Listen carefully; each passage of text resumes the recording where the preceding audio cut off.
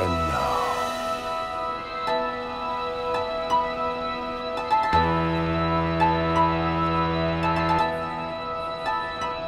this world shall know pain.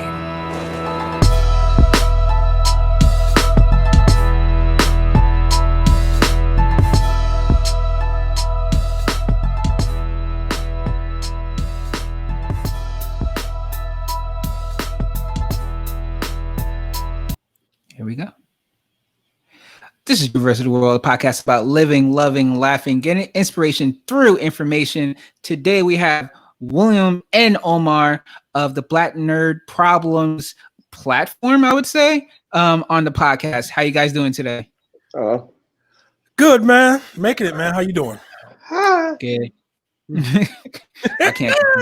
I mean, it's quarantine. It's cool. Global pandemic. We making it. You know what I'm saying? When you say cool 3 times in a row, nah, it's cool. It's cool. It's cool. That's the giveaway. Yeah. That's the giveaway, Drew. I don't know if you ever like that. Omar and I talked about that. Like whenever you chilling with some people, they were like, "Yo, how was such and such?" Like, "Oh, it was cool. It was cool. It was cool." On the third cool, you know it wasn't all right, man. Third, you gotta wait for that third too. There's a beat. It's cool. It's cool. Yeah. It's never cool. It's cool. It's like a reminiscing because you gotta like think about it. Like, was it cool? No, it wasn't. It wasn't. Yeah, it was not cool. But I don't have nothing else to say. So yeah. I'm just cool. I'm gonna say face. But first and foremost, you guys' platform is amazing. I like the whole kind of idea of giving people of color a platform to show their creativeness in the nerd space, quote unquote, where I think a lot of people feel like we're not inside of that spectrum, but we are. And I think that we've definitely now become a lot more clear in our voices inside that. So I applaud you guys, first and foremost, being part of that creation. And I love the memes. The memes are fucking great. That's first and foremost. The Storm one, I literally for maybe two months straight, I just had friends just send me that for like 2 months straight. I was like, what's happening? We have a group chat, and that's all we would just get the meme, and then we just talk shit about it for like 3 months. Just talk about, oh yeah, Storm would say that. She would say that, and then this X-Men would say that. Storm is for the people, man. Storm is for the people. But first, we're going to do something little special for DVsW World. It's called the Quarantine Check-In. And what the Quarantine Check-In is basically a mental health check I started for everybody who's on the podcast to just get an idea of how they're doing during this whole pandemic, during the quarantine and stuff like that. So my first question to you guys, and you can answer one at a time, please. Can you give me one word that would describe your time in quarantine? And then give me the reason why you would use that word. Void. Is it the void? It's the void. And I will tell you, and the reason why, because Zahir prepared us for this in season 3 of Korra when he said, "I've given up all my earthly desires. I'm no longer bound by earthly desires. I have entered the void." We just here now. Like I'm floating. I don't know if y'all see, but I'm floating right now. I've unlocked the second gear of airbending. I just fly down to Bodega sometimes. It's only about a good 80 feet, but I fly there now. That's there's nothing. There's nothing. Me and my wife, we just fly around the house now. This is what we do. This is what we just ain't had the vacuum in months, man. Nothing. All white socks are clean. What are socks? What are socks and shoes, man? I'm done. Donezo with that. Oh God. Man, that's a good one. My word would be it sounds so bad, but like it feels like it's purgatory, man. The not so good place. I mean, but like purgatory is just really like the unknown that we're in the in between, right? And it doesn't matter if we're talking about what the new normal is going to be or what happens going to happen in the election or like any of these things. Like there is nothing with certainty. I feel like on the other side of this, and that's very like it's very easy to spike one's anxiety, right? But like, I mean, I think the thing that's unnerved so many people is everyone in some form or fashion, they form a rhythm to their life, right? They form a rhythm to their life. And we can talk about getting bored and monotonous things, blah, blah, blah. But like the predictability of what's going to happen gives comfort to people in terms of how they go about their day. And when you don't know what the hell's happening next, and like, it's twofold. Like, you know what's happening next because it happened yesterday and it happened the day before that because ain't shit changing, right? But like in terms of like the next big thing, like, oh, if I work from home, when am I going back into the office? When are my kids going back to school? When is what's going to happen with the election? And will the United States Postal Service still be a thing? In a year, like all these things, it does feel like purgatory. It feels like we're playing the waiting game. Did you just quote the Joker, Will? When predictability gives people a plan.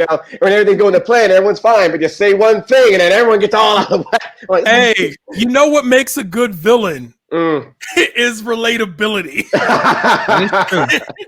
You know what I'm saying? Like, yes, the Joker should be stopped. Doesn't mean he was 100% wrong about everything. True. Heath Ledger's Joker. Heath Ledger's Joker. It's funny that you said that about the U.S. Postal Service. I saw that coming across. I literally was talking about that the other day, that Amazon will eventually take over the spot of United States Postal Service. Jeez. And I was like, it makes sense because they have so much more logistical, like, enabled ability. They have so many different platforms that they can like spiral across. People are already selling their stuff on Amazon. Like, there's no reason why you just couldn't put a smile box, put anything you want into that smile box and send it to wherever, because it was going to Prime truck. But that's I mean, I think definitely, and man, I don't know if you wanted a political podcast today.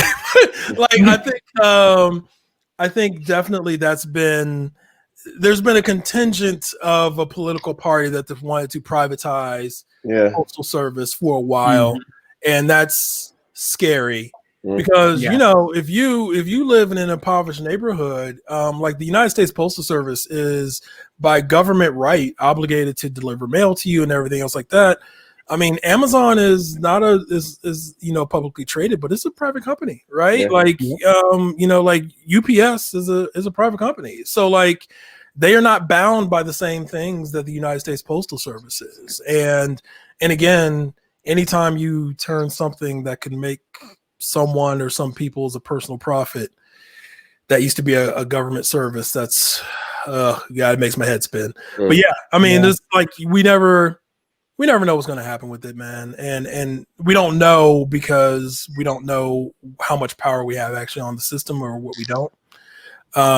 So United States Postal Service, man, if people are not awoken to the shit that is actually can threaten our everyday happenstance going on and things like that. Like, if that don't wake you up, I don't know what's going on. I like literally it will definitely during this time where probably everybody is getting a package some way, somehow, or a letter or some mail, something like that, for that to go down. I see darkness ahead, as you said. I mean, and even you brought up Amazon, who has thrived with the delivery services, of course, right, during the pandemic. They axe like 15% of their force, like of their workforce. They just let all those people go. So like, it's bad all over. I want to give people hope. I want them to look forward, but I'm gonna be honest with you, shit's not great. Shit's not great right now. And that's one of the things that scares me. So I don't know. We'll see where it goes. So the next question is, what is one skill or one activity that you picked up during the pandemic that you think you'll keep after the pandemic? Oh shit. One skill or activity.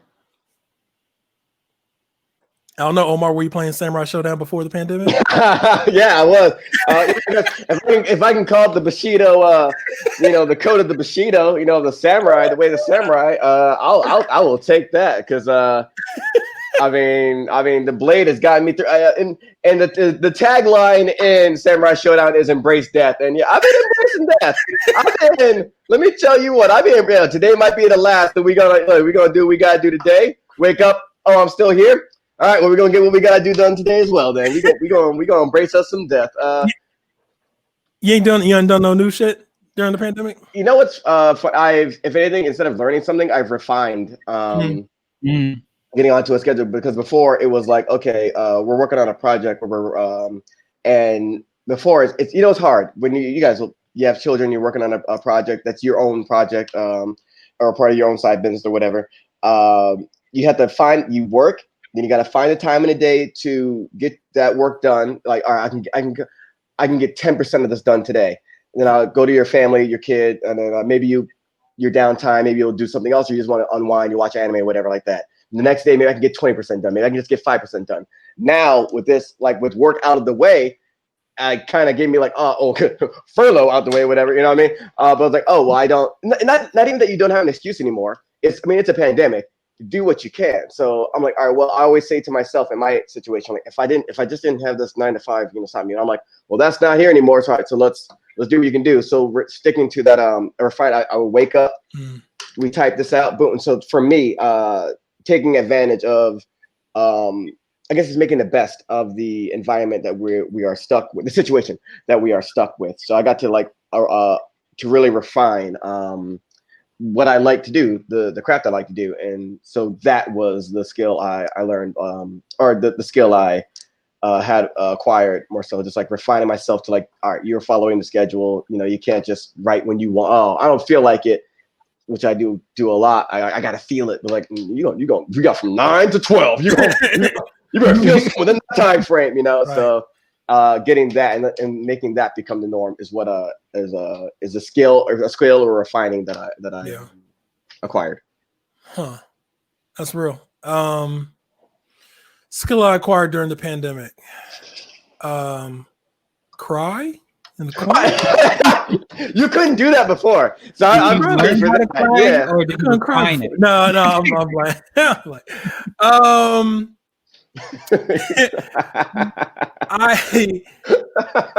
I think this is kind of a weird tangent, but it's very true. So I am pretty good about organizational stuff. I can map out things pretty well. It's kind of what I've been doing most of my life in some kind of management capacity. My daughter being home when school was still in, lesson plan.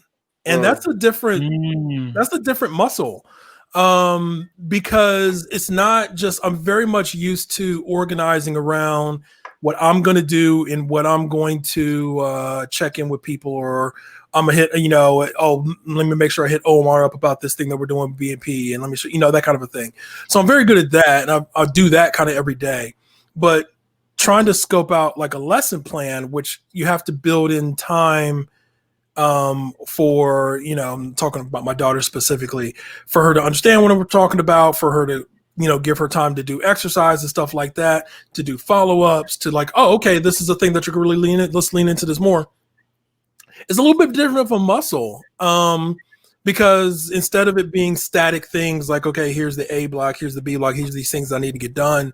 It is, okay, here's thing A, which might lead into, thing B, or like I had A and B planned, but then A kind of went longer because, we decided like, oh, okay, here's something else we can do. So then that flew into C, and now maybe I need to rearrange something. It's a different kind of muscle. And I don't necessarily, I feel like especially Omar and I having a background in just, literary arts and poetry and things like that. We know a lot of teachers. We know a lot of teachers.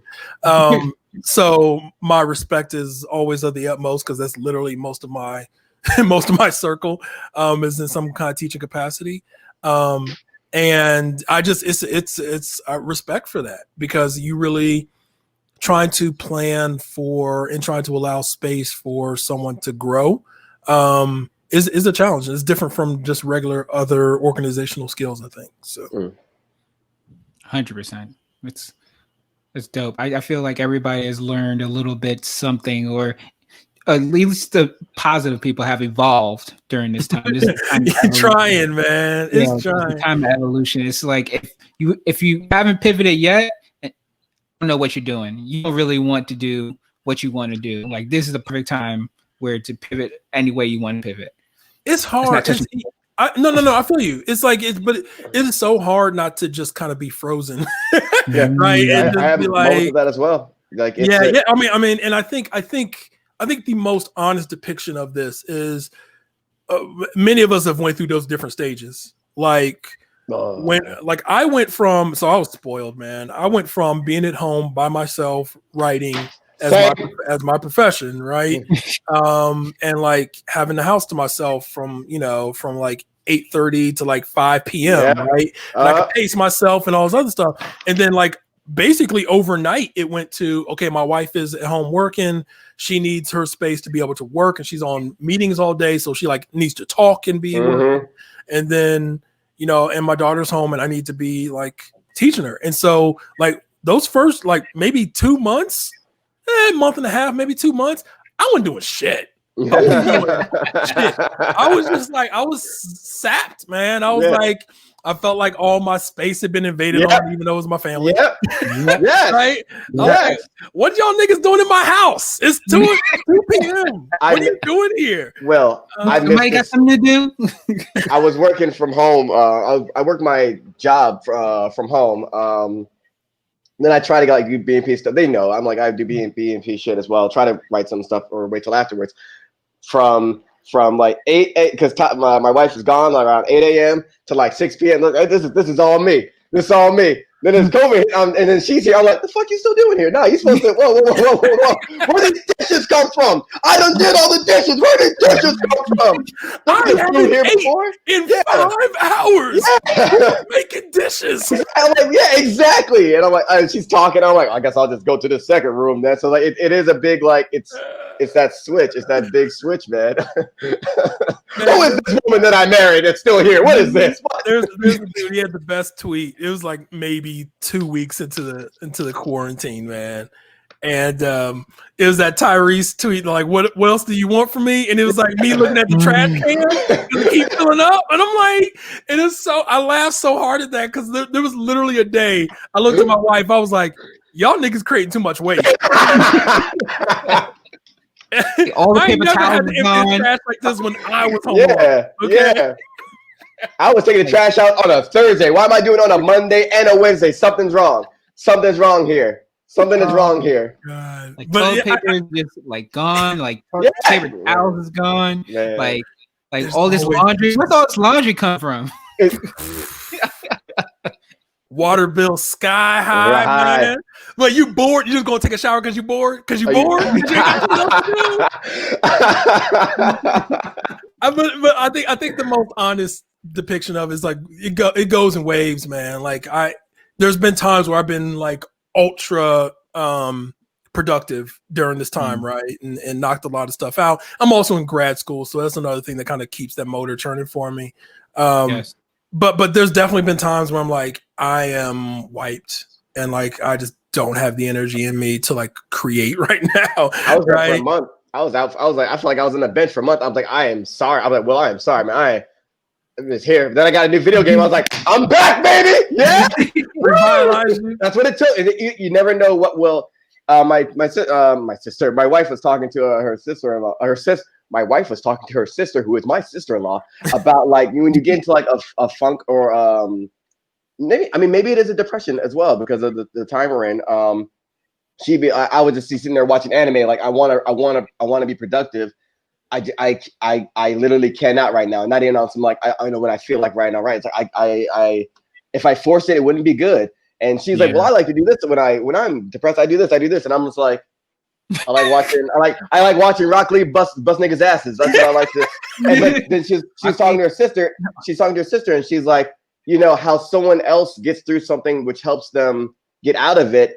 You can't really like judge that. You can suggest what you would do, but everybody's different. So you gotta let them do what's good for them to get out, to get out of it, to get out of whatever they're in as well. So that was like a cool thing. Like, yeah, so let me sit here and watch Rock Lee bust this motherfucking shit open. So that's, you know what I mean?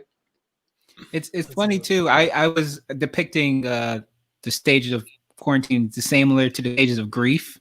The 5 stages of grief, because the 5 stages of grief is denial, anger, bargaining, depression, acceptance. Mm-hmm. And I went through every part of that. Like I was like, oh, we're gonna be back next week. We're gonna be back. Everything's gonna be good. Then I was like, I was in anger. I was like, why the fuck y'all hit everybody in my motherfucking house? Drew, I'm gonna do you one better. I'm gonna do you one better. I've restarted that cycle at least twice.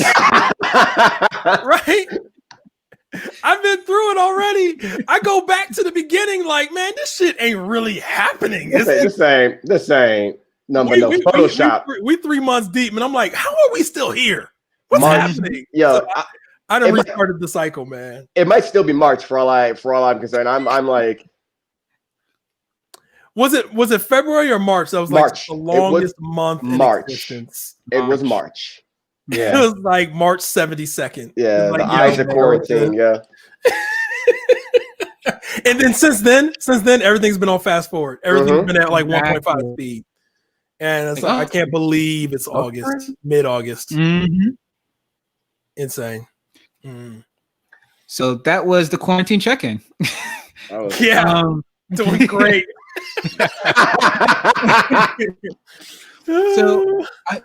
So again, you guys are part of the Black Nerd Problems, I call it, platform. Can you first of all speak on the creation of this platform, why you guys created it, and what you guys do with it, and also kind of like give a background on yourself and how you got into what you're into? Sure. You want to tell it this time? Yeah. I mean, the quick, well, not the quick version, but the expedient version is Omar and I met 2009, or 8. 2008. Met 2008. We were both in the poetry slam community and performance poetry community. He was in Jersey at the time. I'm in Columbus, Ohio. And we met at a national poetry slam in Madison, Wisconsin, or that's when we like really met. So that's how long we had known each other. And of course we knew each other in poetry, but like we also just got to be good friends and like realized we into a lot of nerd shit. And I can't remember, we used to always talk about how someone would cover something like, let's say like there's going to be a character in the comic book who was going to be like depicted as Black and he had been canonically white for a long time. And there's always like a big feedback. A lot of fanboys are pissed off about that kind of thing. And there's always that happens, like, I don't know, probably once every 2 months. And, or at least back then. And so there always be these situations, and Omar and I would always have a lot of commentary on it. And we didn't necessarily have like a platform for that commentary outside of our own personal Twitter or whatever. And, but we also at the same time, just through the nature of social media, we had been like making friends just straight through social media of a lot of like-minded people that were Black and nerds and shit like that, and crossing paths through like live tweeting, shows and things like that, or whatever the case may be. And we finally just kind of came up with the idea, like, it would be kind of dope if we had like our own website where we wrote about these things, because I think we were not only tired of like the lack of representation just in the media that we consume, but the thing that kind of struck me, and I kind of brought this to Omar, I was like, there was a lack of representation in the people covering it. Yeah. Right. Yeah. And the Mad Men episode. Yeah, and like the big part of this origin story for me that like my frustration built to a fever pitch on this was, so I was one of the 7 Black people that watched Mad Men when it was on. And you got to be 7 because I did not watch that at all. Yeah. Like I know the other 6, right? Like we're spread out. There's like one in Singapore and shit, right? So like, so I'm watching this episode, and this is really good episode of and it's it's in the 60s, and so like there was black women on the show that were secretaries in this big ad firm, right? And one of them, something happens in her apartment, and she ends up staying the night with one of the executives from the ad agency, and as she's staying with this woman, and so like they're laughing, they're having a good time, they're joking, they had been drinking a little bit that night, all this other stuff, really enjoying each other's company, even though one's like a subordinate of the other, and the one and the sister is sleeping on the couch, right? So the one, Peggy, she gets up to go to bed, and she realizes she left her wallet on the table right in front of the couch, and they lock eyes for a moment of like, oh, she doesn't know if she should like pick the wallet up and take it with her because she doesn't trust to leave it out. And so like, it's a great moment of television. It's great for reflective of the times. Like, I found no fault in the show. I thought the show did like this amazing scene, right?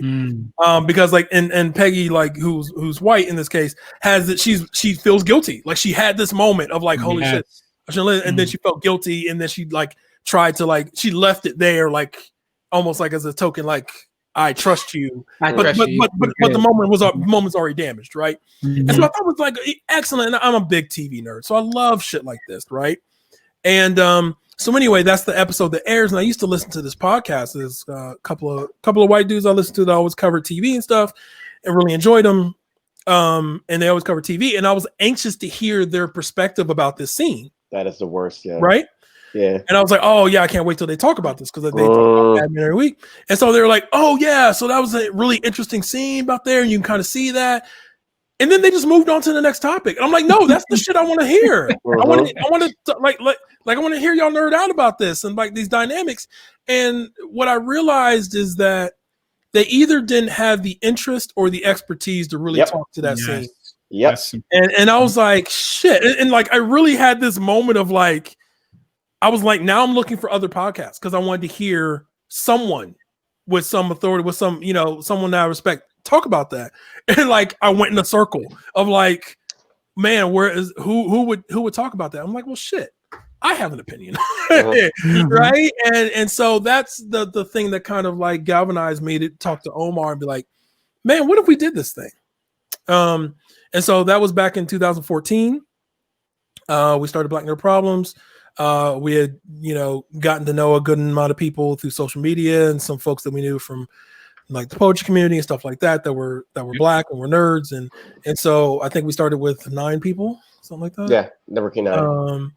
We started with 9 people, when we launched in 2014, and that was it, man. We wanted to have a platform where, it was our perspectives on things. It was, our voice, right? And that was important too. That was a big one too. When I first wrote my first Game of Thrones recap, I bored the shit out of myself because I was just like, and then this happened, because that was how other recaps I read sounded. And then we said, but what if I just talk like I talk to a friend? Yeah. What if I just talk this shit? Can we talk about the good and the bad? Not the yeah. Oh, go. The concept, not the good and the bad, but like the good of doing it and because it's on the internet. For every action on the internet, there's a reaction, right? And so we're doing these recaps and shit. And we're talking like how we talk with her. Will's doing Game of Thrones, so Will's pushing big numbers over here with Game of Thrones. I'm over here doing Flash, Arrow, and Banshee. Banshee's a culture. There's a lot there's a small number of us like, and so I'm watching Will's numbers. I'm like, all right, I see you. He mainstream. Nah, he mainstream over there. We with this cult following over here. But we in the streets. We in the niche. The thing, that is my which will always get on me about. Like, Omar, you are obscure and niche. That will be your undoing. Is the best thing about you and your undoing. But Will does this like he's talking like how he talks, right? And there was a woman. There was a person. I won't. Someone's gonna look her up or whatever. There's a woman who was not of color. Who did, and it's always this where like you mean well, right? She's like, oh wow, this is great. She wrote for I think it was she wrote for something, so she was in media. We'll just say she wrote for a big publication. Yeah, and so she quote tweets it and says like, oh, check out this I don't think she air quoted it. No, She said, no. she didn't, right? She just said, "Oh, check out this gangster review of Game of Thrones," and it's just like, damn. Like, I thank you for the shout out, but fuck, man, it's like it's the how of the shout out. It's the same. Mhm. It's and you might people like listening might be like, well, what? All right, but you guys did it black, whatever, right? It's a difference of this. Where if I say to you, oh, what's your side business, as opposed to you being black, and I say, what's your side hustle, right? Yes. You know what I'm saying? Yes. Like it's the little things, and obviously she meant nothing by just trying to compliment it, right? But it's like, just why did it have to be that the notion that it's the gangster mean that it's black, right? Yeah. Which I get, and here's. Man, you can't say, look at this black ass recap. Game of Thrones. Exactly. And but also being the better one, because why else would you look like this happened? I'm gonna tell you everything that happened. Recaps are so weird. I'm just gonna write up everything that you saw happen, but like we're making our own jokes and shit, making our own scenarios of how we would have reacted or how we would have liked to see the character react and things like that. You're talking like it's oral history in a sense, right? Like oral, like you're talking with a friend and shit. And it's just that distinction. We're like, all right, even when you do this good that we're doing and shit, like, you're gonna have to deal with those little things like that. Which again, the person they meant well, but it's like that is just you know. Had you just left out the gangster part, like, oh, just this great review, this like, oh, this different review. You know what I mean? Just that one little thing where it's like, it was a compliment, but you know, it could have been a 100% comment, but like that mark makes it like a 40 or a 60%. You know what I'm saying? Like, and when you're creating content or you're reviewing content or you're critiquing content and you're of color, black or let's say queer, those will always be things that you will have to deal with, as opposed to someone that is not that and covering that, because everything was already for them. Yeah, because I think, and I spoke to somebody last week about this, and I was talking about the connotation of people labeling something the black dot. Yeah. And then once you hit that level of, because you want to be known as the black something, but you want to be known within your kind of like initial group. But outside your group, you don't want to be like, hey, this is the black Amazon, or this is the black Twitter, or this is the black, Facebook. This is just Black Planet. This is just the new Amazon. This is, and outside of that, because then it just for some reason takes away the relevancy of what you're doing, and it just kind of like you said, it waters it down. So people are like, okay, am I going to listen to the gangster today, or am I going to listen to the New York Times article where the same person is doing the same thing but it's dry as hell? So it's like how it's really the digesting of how people are going to perceive it. Then it just like, again, she probably didn't mean nothing to it, but just her putting that like additional connotation to it, now people are going to digest it differently. And that's where kind of I see, even with like restaurants, there's like the black Popeye or the black McDonald's. You're like, are you really going to call? And then you're also getting you're getting boxed into that box with that other organization too. So it's like, I don't want to be the black something because I don't fuck with them. That's why I made it my own thing. Exactly. I think I think that's a human thing where you need to label something or to compare it to something in order for it to register. And for it to register easier, which is like, it's like not, you don't mean it to be a bad thing, but then when we humans box things, that's what it's just a trick we do so we can easily categorize things, easily like, all right, it's for easier access. This black, this, I will go this way. Whereas like, if it's just, we're not in this. Well, also, I don't know. Let me jump in on that. I think what happens. So when we're calling something, a black XYZ, it is kind of sort of a preemptive, defense mechanism, right? To kind of state out what is unique or what's different about your particular platform, brand, whatever the case may be. And it's also to give agency to, whatever that XYZ was is not the only show in town, right? Like it's not the only way to do this. So I think it has this relevance there, and I think this is going to be a conversation that we have for literally decades. I think about calling, the people. I've always pushed back against people that are like, well, I don't want to be known as the black whatever. And it's like, I'm the black whatever because I'm black. Yeah. And I can understand the pushback against that, but there's a difference between pushing back how someone labels you and pushing back how you identify. Yeah. And so that's a very nuanced part of that conversation as well. I think about with us, man, it was really because we weren't seeing people that talk like us. We weren't seeing people that look like us. And we weren't I didn't think that there was enough websites, platforms, whatever, that kind of took our opinion seriously, right? Like, I don't think there would have been a time, and with the Game of Thrones recaps being as popular as they were, there would have been a time people. I mean, there still were, even though they might have been in the minority. The people were like, "What the fuck is this?" Right? Like, yes, There was a strong inclination, Drew, and this is some real black shit, right?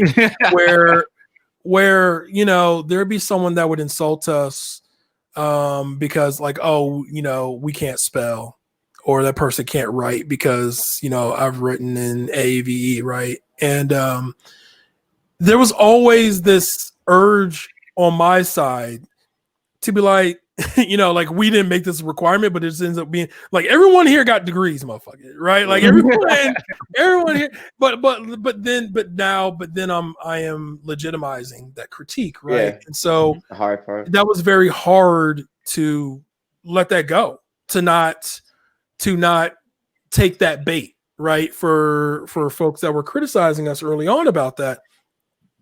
And because I knew as soon as I challenged that, then I gave floor for a debate on our language and how we spoke and things like that to if it were legitimate or not. And that was a hard lesson for me, right? Like, I wanted to defend our people, I wanted to defend our platform, and it took me a while to like be okay not engaging in that particular conversation. What's the saying? I was like, hey, when the comments are trash, that's when you know you made it. Diss me, you'll never hear a reply for it. Blake said that, so you wouldn't have to go through that, Will. I mean, yeah. When we start going viral and the comments are crazy, it's like, oh, okay, then I think we're doing okay. But it's funny, man. You never know what's gonna hit, especially like when you're on website, man. You never know what's going to hit. You never know what's going to catch storm. And there's definitely been times where something caught storm and it was like, oh shit, I didn't know that was going to blow up. Yes. I don't know if I want to do it like that. Right? Yeah. Right. And it kind of, there's been definitely moments where something has blown up that made us pay attention to what we're putting out there. And it doesn't necessarily mean that some things that like, okay, we can handle this differently, or we could do this differently. I don't think it never has it been where we change our content, but I think there's definitely been moments where something blew up and it was like, oh, our stage is bigger than we thought it was, right? It's bigger than it was a year ago, bigger than it was 6 months ago, whatever the case may be. There's definitely been those moments. So. Can you give the people like can you tell like exactly what your your website and your platforms actually they depict, like the different, I know you guys have like multiple streams of content, but what are you guys kind of like creating and stuff like that people can go and look at? Yeah. I can do let me do the beginning and then you do the present where we're at. Will. Sure. Because we kind of like morphed into this. When we first started, it was like we got into like comic book reviews, and a lot of what we did was like essays and like editorials, and it was kind of like this out there type, not even out there type things. Like I wrote about like, oh, if I was a black student in Charles Xavier School, like things like that. Will's written about I don't want to give away what he's writing on now for something else, so I'm trying to think of an older thing that Will wrote about. It's time for like a dark skin for dark skinned black women that never get chosen to be Storm. And so he's written on like that. And so it's like a bit of an essay, his own interpretation, but also taking something factual that we've seen in Hollywood as well. So we've done a lot of things like that. They'd be like fun, or you could have like guilty pleasures, whitest characters of top 5. what we like about this movie or this obscure things. Which leads us into where we are now, where we've gone. That's a bit less now. What we've become more now is a site for like reviews and things like that. Which I'll have. Reviews, critiques. I think, Mm-hmm. and still reviews in our voice, right? And that was something that I don't think there was a lot. I think reviews were pretty standard. You might have a couple writers from big publications disagree on a show or something like that. Sure. But they probably all sounded the same, right? Or sounded similar. And I think that, one of the things that we kind of injected in is like, okay, yeah, we're going to review. And so, I think there's, season review of, I'm watching the Umbrella Academy right now. And like, we got a review for like season 2 that are up. And so, this is going to be in our voice, and it doesn't need necessarily, sometimes it's editorialized, sometimes it's straight review. Right. So we have more of that. And we've done that as we've gotten more access to stuff. Right. Yeah. Just to be honest. So, if we can cover TV shows early because we see screeners for it, or we get the opportunity to look at something ahead of time. Comic books, we do a lot of comic book reviews. A benchmark for us early on is when we started getting quoted on comic books. Right. Oh, yeah. So like on like trades that would come out in stores. So, it used to be part of my ritual every week when, the outside was open. I could go to like Barnes and Noble, and I would just go to the comic book section and see what new comics we were quoted on. Right. Mm-hmm. And so comic books reviews was a big part of that. Hell, Omar and I were reviewing like 6 comic books a week, man. I see Omar's eyes widen into the void, like remembering back on that shit. But it was fun though. It was fun. It never seemed like work then. It was like fun because like we're just excited to talk about this thing that we like, and be fair too. Like what worked here, what didn't work here. Kelly Thompson was and that was always a fun thing in reviews because not like, oh, they did this, it is like, here's a work. Like when someone was doing good, Kelly Thompson on her Hawkeye was doing so well. I was like, I won't probably like, I know you're reading this, Kelly. I'm getting tired of this shit.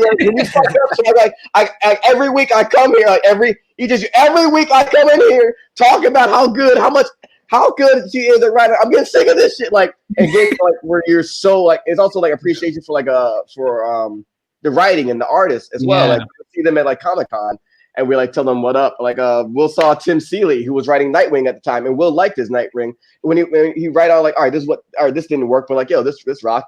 And what happened when Tim Seeley met you when you said out who you were? Yo, man, Tim Seeley. Shout out to Tim Seeley. Tim Seeley's so dope.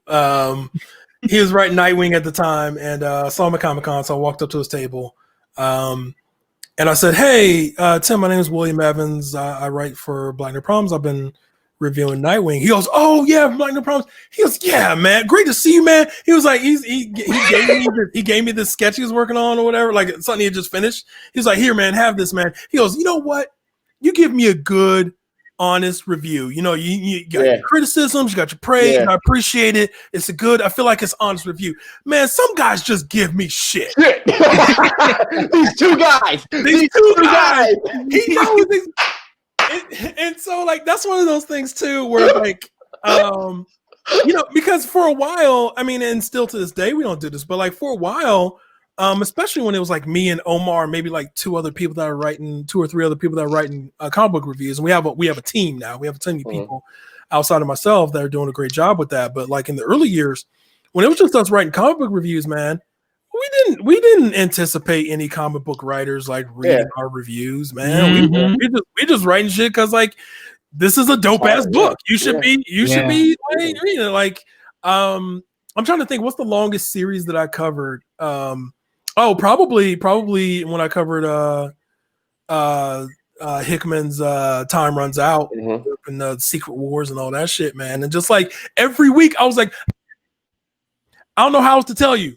This shit's crazy. I don't know what else to tell you. This shit's wild. Check this out, right? And like that's how we were just excited about it, right? And we didn't anticipate like actual writers like reading our reviews and having responses to it.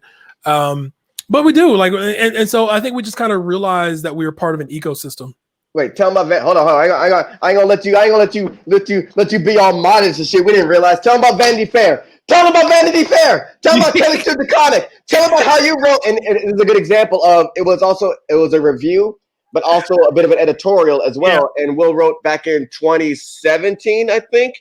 Is it 2016 or 2017? No. It was earlier than that. It had to be earlier. 2016 or 2015. I mean, he can tell you the people. Yeah, it's like in the early days of the site, man. Yeah. I started reading, and I had not read anything from her previous to this.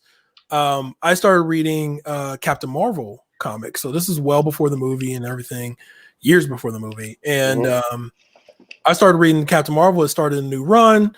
Kelly Sue DeConnick was the writer on that, and like I read it, and I was like. So, most people know what Captain Marvel looks like, especially if they've seen the movie now and everything. And then the story that DeConnick wrote, Captain Marvel, who is Earth's mightiest Avenger, right? She's just a complete badass, right? She runs into a situation she can't punch out of, right? And she really thought she was going to be like this, come in and save the day. And what she realized is that she wasn't taking into account, like, the actual needs of the people and like the repercussions of her actions for the people she tried to save and how she actually might make their lives more difficult. And so like I wrote, I think the headline was like, Kelly, DeConnick wrote Captain Marvel, subverted the right hero trope and no one noticed, right? How she really kind of turned it on its head. And like I think DeConnick saw that on Tumblr, maybe. Yeah. And before the Tumblr snap. Before the Tumblr snap. Before Thanos like enough Tumblr, y'all done. That place was wild. Nudes. That place was wild. Wild. But so Twitter's worse. I don't know. I wonder when that's gonna stop.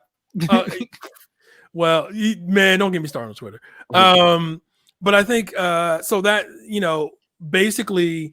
Through that, I got connected with DeConnick and got to talk to her about it and got to interview her about it. And that was kind of one of our first like big gets like that. And then, that kind of led to other things. I interviewed her when she debuted Bitch Planet, and which was a huge success. And like that was part of our connection to now we're working with Image Comics and being able to review their comics and things like that. So yeah, man, like I feel good about the fact we came by honest. Man, we weren't out here chasing folks down to try and get. We were trying to get senpai to notice us, right? Yeah. We were really just like writing shit that we loved, and it would make it to them because so much of it was from a passionate point of view and a heartfelt point of view, where people appreciate it, right? And which isn't to say that we wrote great about everything. Like there was some bullshit that we wrote on too, right? Yeah. And, there's probably some people we will never interview for the site because we wrote some shit that was not kind to their products, right? But I feel like the access or whatever we have, we came by it honest, So we're talking about the different platforms and like so. Yeah, we started out with written articles. We had a stint and would love to get back again when Outside opens to like doing like videos and skits and things like that because we just have so many diverse personalities in our crew. People are just funny and just witty and stuff like that. And so we had a lot of videos, skits that we recorded. And we have a podcast network now as well. So our most continuous one is This Week in Nerd News, where they just do a weekly kind of roundup of all the nerd news that's happened that week or the previous week.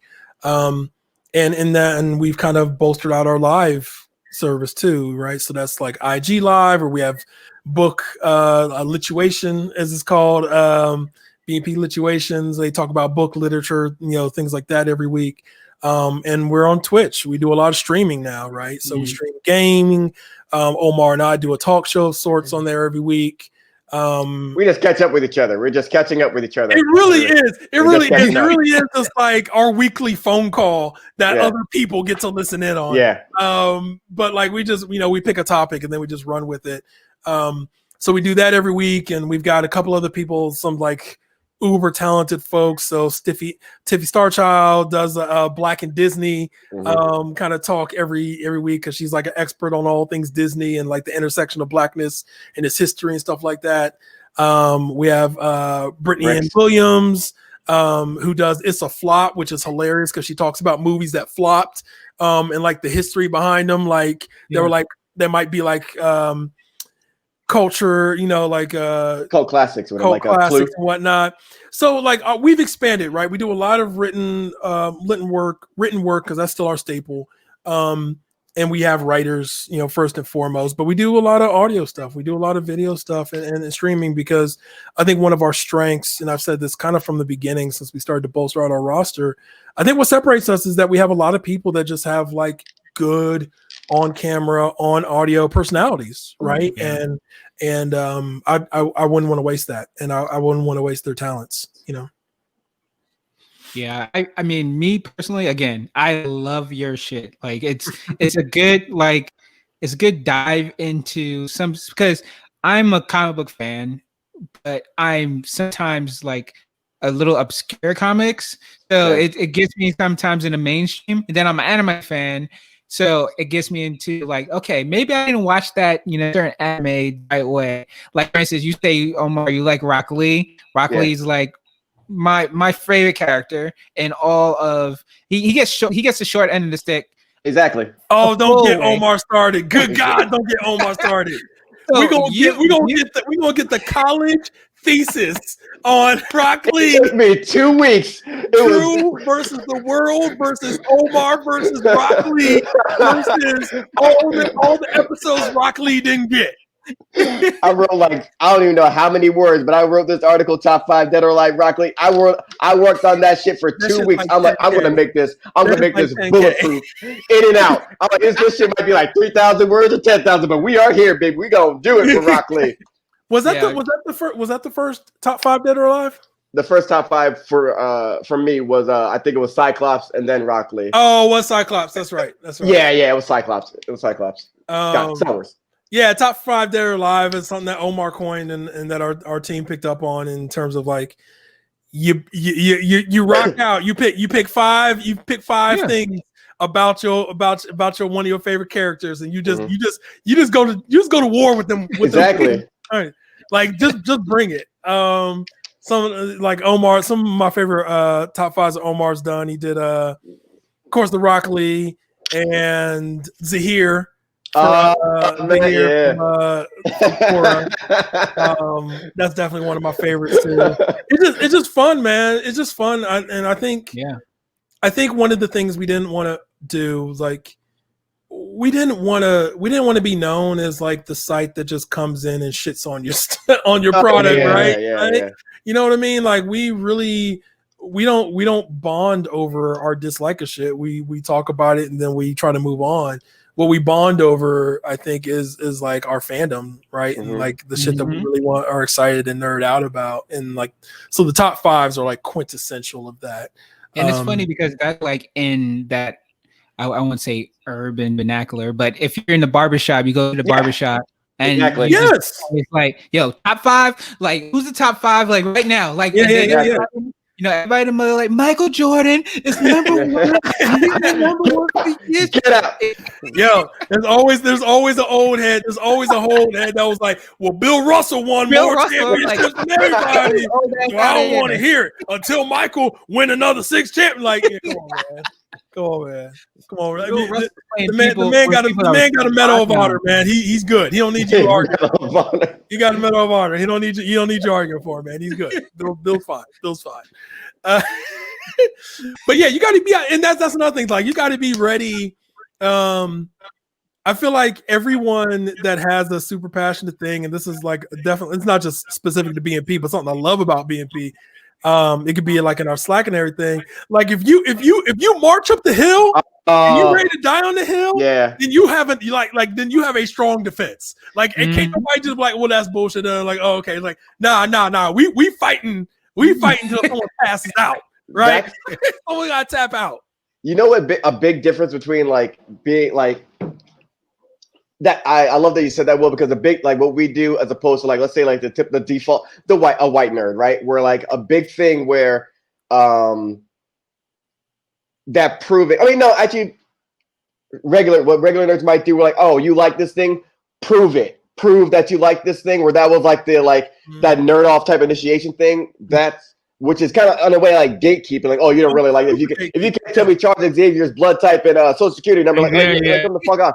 That as opposed to what we do, was like we'll get flavor. Like I love Cars 3. I love Cars 3. I love Scott Summers. Like these guys, like, you know, what the fuck? Like, all right, here's me defending that shit. Like, and so like it's more of a like we're black people when we talk. It's like we're not talking down on something. It's like it's not to hold you down. I'm like this, like, oh, if I think shit's well, like, all right, well, like I'm gonna hear you out, but I'm gonna bring out your, but this happened. It's really more of a discussion, a passionate discussion, as opposed to like gatekeeping and, oh, you prove you're a nerd to me. It's more like, all right, I don't think this character's trash, but I'm here. I don't think this character's that great, but I'll hear it. What you got? What you got for it? And then like, all right, and being all open enough to be like, all right, well, you changed my mind, all right, or you might not change, but like, all right, okay, I see where you're coming from. And that is a big difference. They are 15% less trash than when this conversation started, right? Exactly. That's my conceit. That's my conceit. Exactly. That's a big difference one to keep. Because right before I started recording this podcast, I called my brother and I was like, Legend of Korra is on Netflix. Oh boy, and because he's a big Legend of Korra fan, and he was trying to tell me, he was like, yeah, you know, Korra is better than Aang. I was like, get your ass out of here. Yeah. I gave him a 15-minute dissertation about how Aang that's how would whoop Korra's ass. So, Drew, I am not going to take your whole podcast defending Korra. I'm not going to do it. I'm not going to do it. But here's what I'll say. There's a conversation about Aang and Korra that I'm more interested in than them like going one-on-one, right? I am very interested in, and someone else made this point the other day, is like, we still never saw them in their primes, right? Yeah. Like, I mean, we might have seen Korra in her prime, but like Korra's like what, like 19? Like, you know, Aang grew to be you know, like an old man, presumably, right? So like, we never saw them at the peak of their powers. We saw Aang at the, you know, in a flashback as a grown man, kind of a thing. And so, you know, and we're not really supposed to. I think the only avatars that we saw like in their full form at like a ripe age was like Avatar Kyoshi, right? Like, and here's why I don't want to hear the Aang versus Korra conversation, because Kyoshi would put work on both. Kyoshi is my avatar. It's over. It's over. Kyoshi and also would be like, you know, like Korra would be like, okay, I submit. She's like, oh, ain't no submit. No, that's me. Like, what you thought this was? No. So, but like, I think Avatar and the conversation's gotten better, because like Korra just used to be hated on. Women getting hated on. Tell me more about that. Well, I think you know, Korra specifically, and Korra the show, and like I am as staunch a Korra defender as there is, but I think, but I concede right off the top that like The Last Airbender is a superior show to Legend of Korra. I don't think there's any, you know, illusions about that.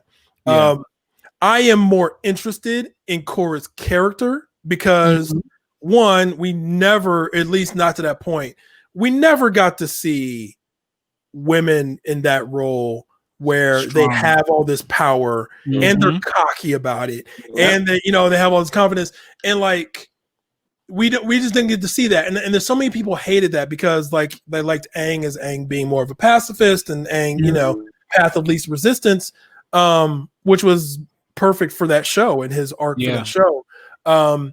But we get protagonists like Korra that are men all the time. Correct. Right? Yeah. All the time. And I think it was very telling that people were like, oh, Korra's trash and I don't like her because XYZ. But and it's so funny because, you know, everyone's like, oh my God, Zuko had like the best character arc of like, you know, The Last Airbender, and which he did. He had this amazing character arc. You know who else had a character arc like that?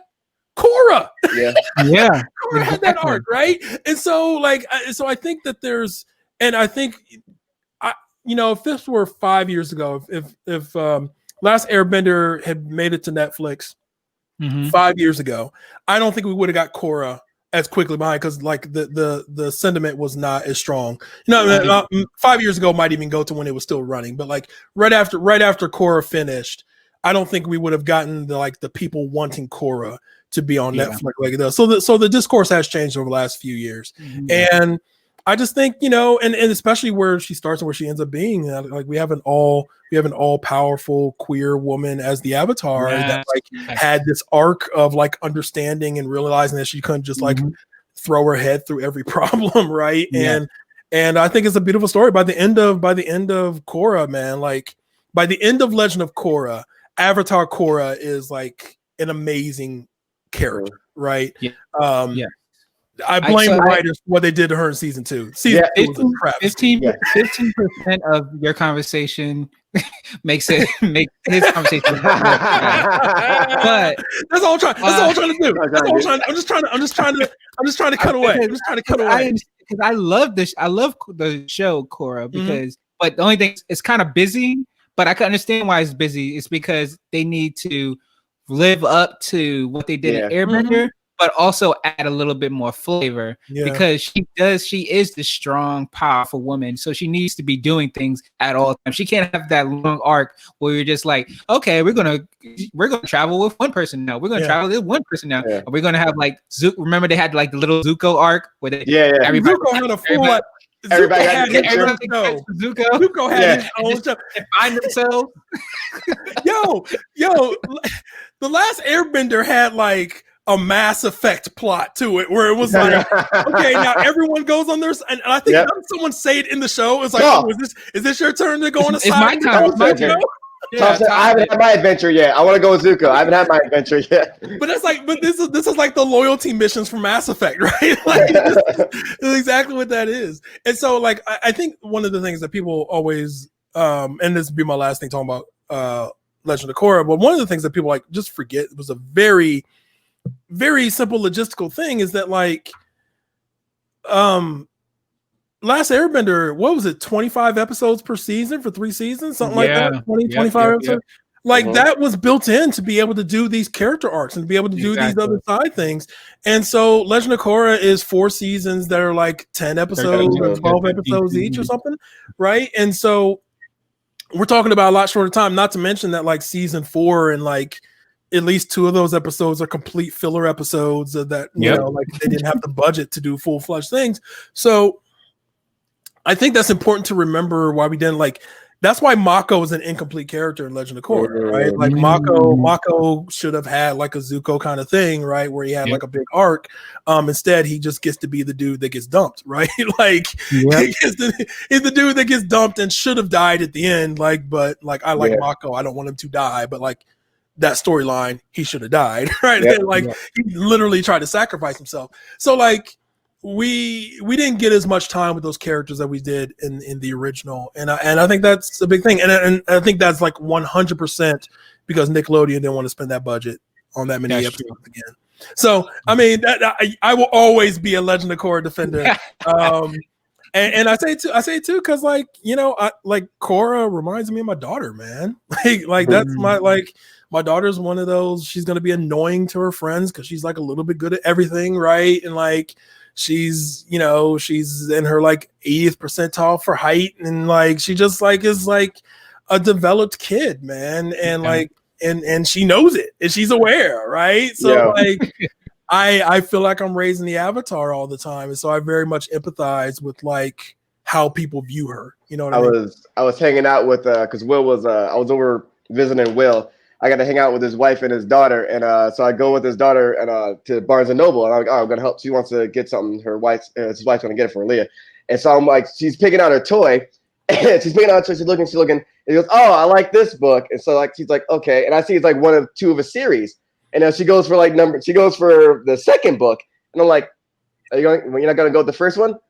Don't make me doubt myself, Omar. I was like, what? Hey, bro, don't make me second guess myself. I was like, oh shit! I was like, oh god! I was like, wait, like, have I done this to myself all this time? I was like, oh my god! It was so good. I was just like, you're doing this neat trick where you speak and your mom and dad's voice come out. How are you doing that?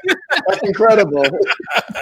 I was so good. I was like, whoa, god, oh god! Have I been holding myself back all these years? I haven't met my full potential. But really, I know we went on the whole avatar, but like I really do feel like a big staple of what we do is being passionate about a thing and like being willing to argue and fight for that thing in a way that's not demeaning, in a way that's not detrimental to other people. Yes.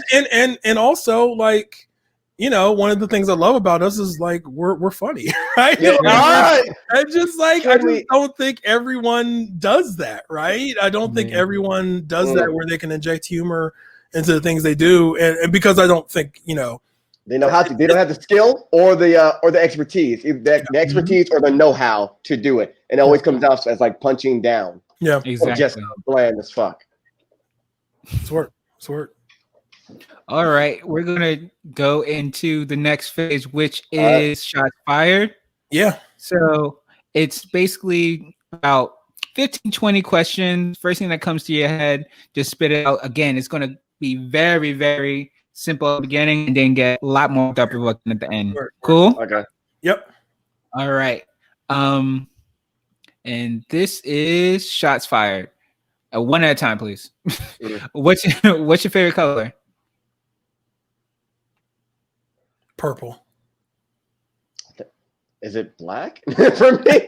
That's what came to my head. Is it like, death? Is it the void? Yeah, I'm like, is it a venture black? Is it complete utter blackness? I'm like, it might just be. I thought like, yeah, I think it might be black. I don't even know. I don't really. Yeah, maybe black. I'll go black.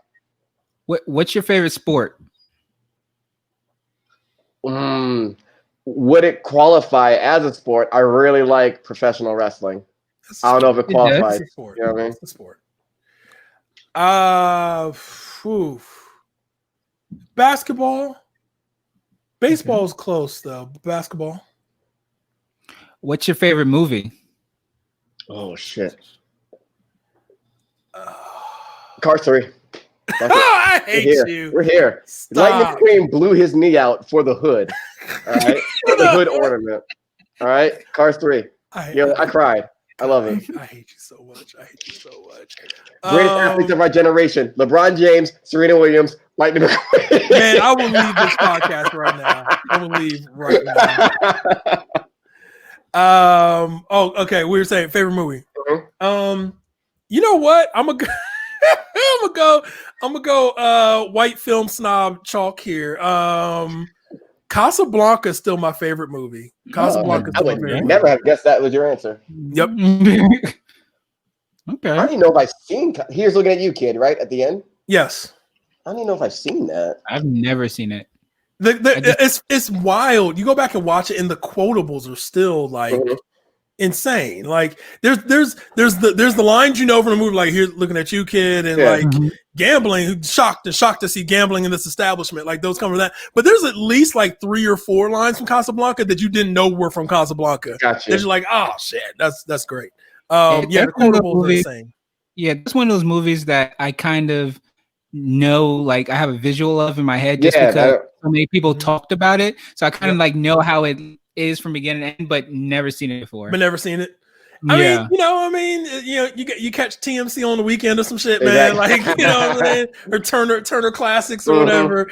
I mean, that's Humphrey Bogart at the height of his powers. So for what that says, but I think that's still my favorite. And what movie do you hate to love? Oh shit. God, we need Brittany on the podcast for this one. What movie do I hate to love? It might, for me, be Hate to Love. It might be Scott Pilgrim for me. I love that's a good one. Wait, what?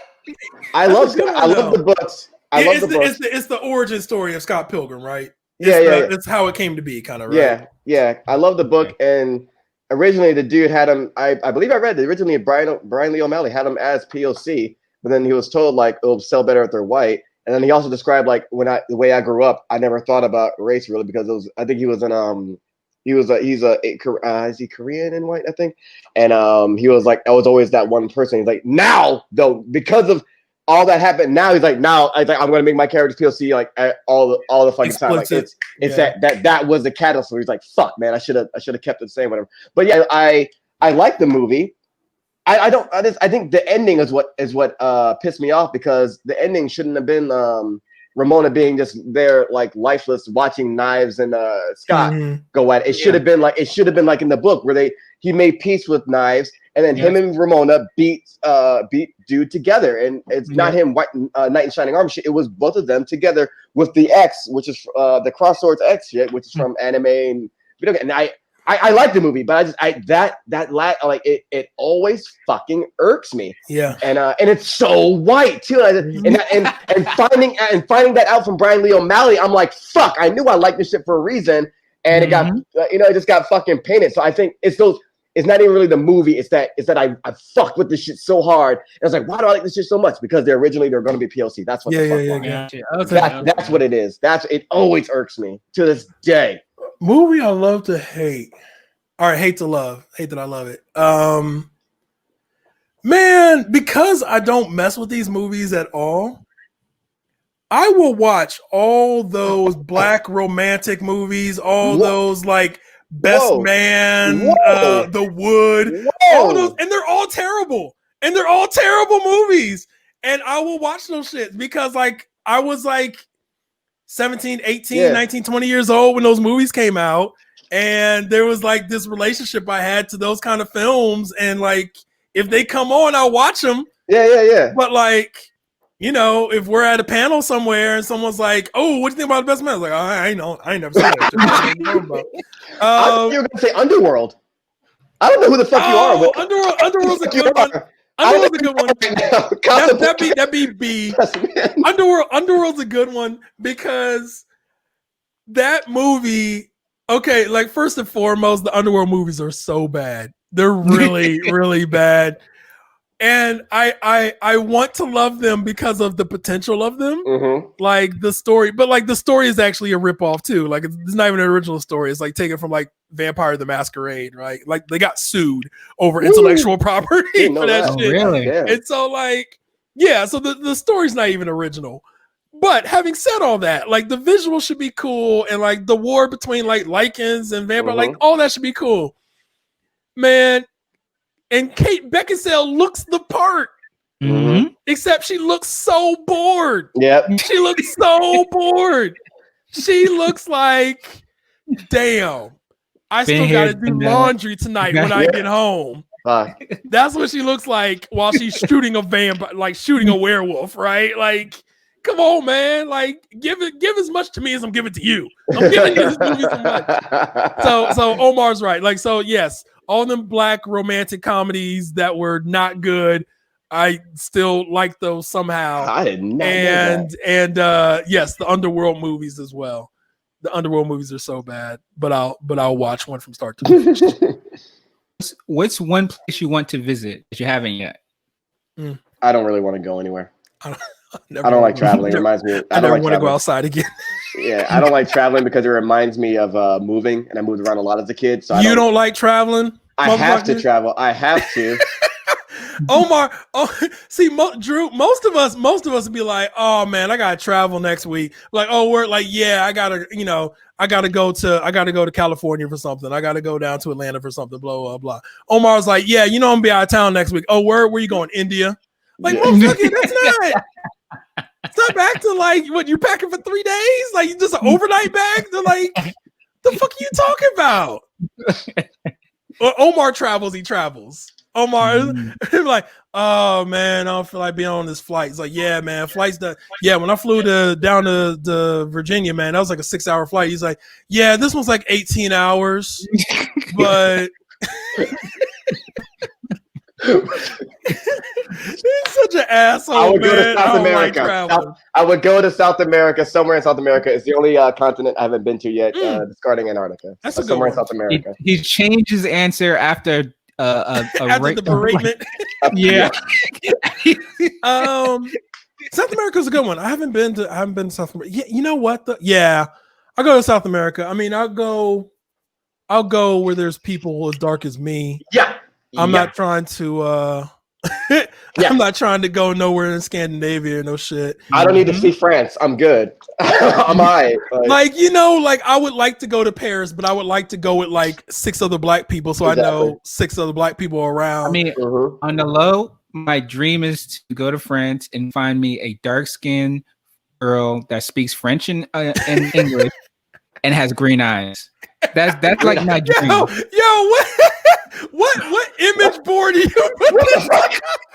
What dimension is that? Green eyes?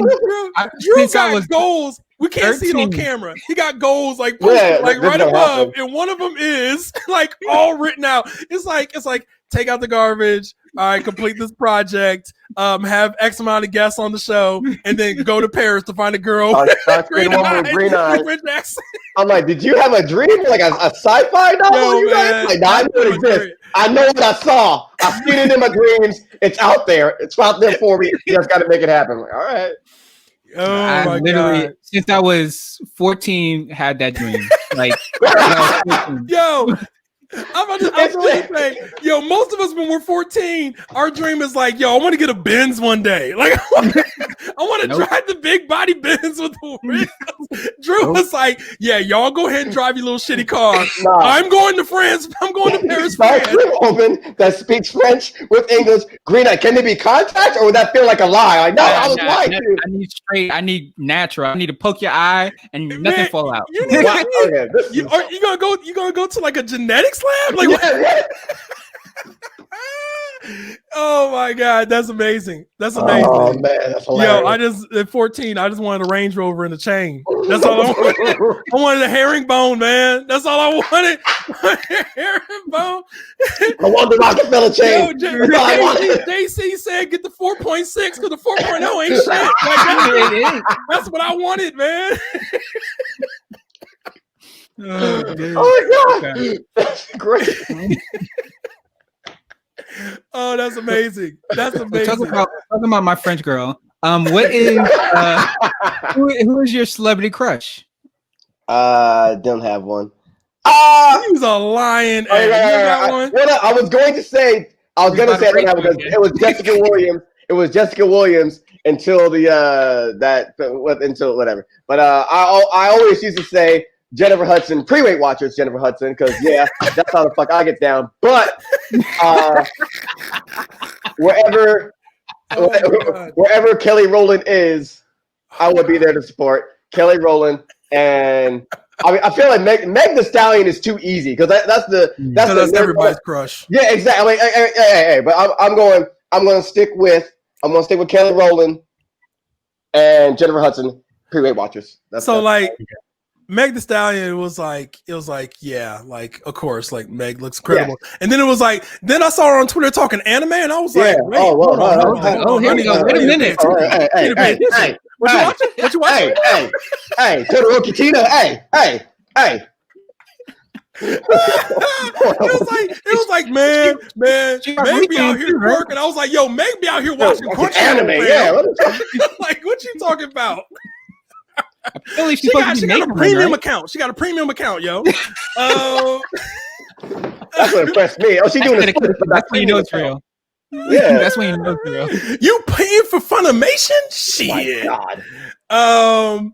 Celebrity crush. Oh man. I know yours. Is it Ayanna Pressley? Am I saying her last name wrong? The Congresswoman, the African American adored one. Yes. Yeah. She's on the Rushmore now. I mean, a lot of mine have not changed from when I was much younger because they're in Hollywood and they look damn near the same. Mm-hmm. But like, yeah, Ayanna Pressley's probably one of the newest entry. But for the longest, my biggest crush was Lisa Bonet, and that has not changed.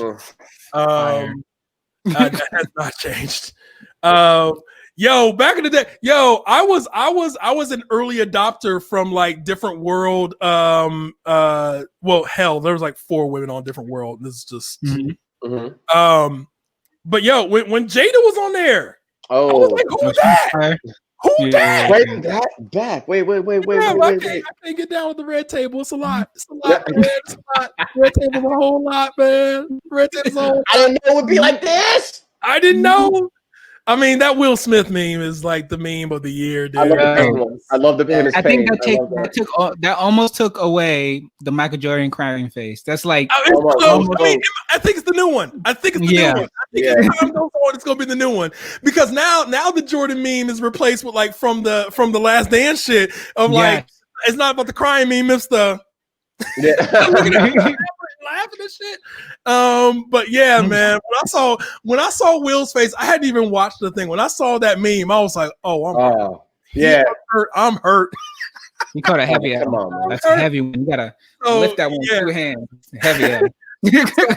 Celebrity crush, the same celebrity crush for like 20 plus years, which is Lisa Bonet, because she looks insanely good. So 100% understand. Who would you say? Wait. I want to add Janelle Monáe on there as well. I just remembered that. I want to add Janelle Monáe on there as well because she's also a Green Lantern that was got created to be a Green Lantern by Jamal Campbell and A.K. Jemison. So yeah, and we're gonna addendum that. Sorry. Yeah. Who is your favorite artist? And I'm going to preface this by saying the artist doesn't need to be like a musical artist. It can be a drawer, a painter. It could be a person who does photography. It could be somebody who dances, who sings. Like anybody that conveys emotion when you see their art. Yeah. Oh man, I really fucked with Homeboy Sandman for a very long time. That was his music. I'm trying to think of who else. All right. George Marakawa. He's probably my favorite manga writer. He writes this boxing manga called Hajime no Ippo. To me, I was on a call. Yeah, man. Back in 2009. Oh, am I going to defend this right now? No. That's one of my favorite that nobody know about. Okay, nobody knows about that. I was on a call with the Allende. Maybe it was last week or the week before. Last week, and we just caught up on Hajime no Ippo. There's a picture of us from the National Poetry Scene where he's talking to me about this manga, and I was like, I'm not really into boxing, but my dad likes it, but I'll give it a try. That was back in 2009.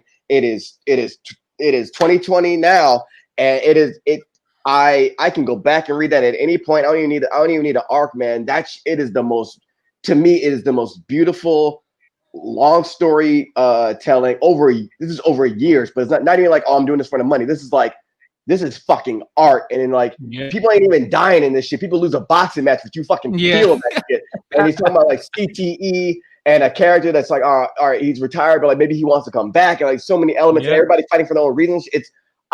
George Marakawa is the fucking man for this shit. Now it is criminally underrated. Like he is writing the fuck Fireballs out your hands, fuck Dragon Ball, fuck Demon Slayer. I love you. I'll put you as number 2. Like this is fucking genius. And the research too, it's such great storytelling. So yeah, I'll give it to George Marakawa. There was one point in Ippo where, and this is because I used to do some martial arts when I was younger, that Ippo he got punched in the head and his eyes turned glazed over, and and it just like depicted how like getting knocked out feels. Because it's not like it's a head then body thing. It's like shut off. Yes, and then everything else comes off after that. And I was like, oh damn, he was good at that. I was like, I was like, used to be second. That triggers some shit. It's like, oh shit. We're like, you feel that shit. Oh man. Favorite artists. There's I'll name a couple. One is Misty Copeland, who's a ballerina, and just because for mostly like what she symbolizes, right? Just she was too tall to be a ballerina. She was too, and let's call it what it was, the subtext. She was too black to be a ballerina, and like, she's just like one of these people that's like just the best at what she does. That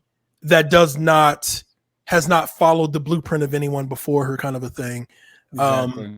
And so Misty Copeland be one.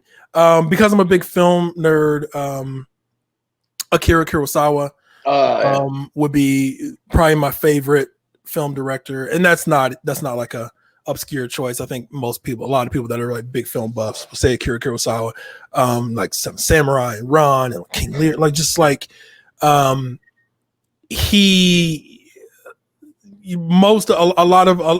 favorite he's your favorite director's favorite director, right? Yes, like exactly. He's someone that is automatic study material and like very hard to duplicate in the storytelling, and what he could get out of performances as well, right? So I think those would be my two entries.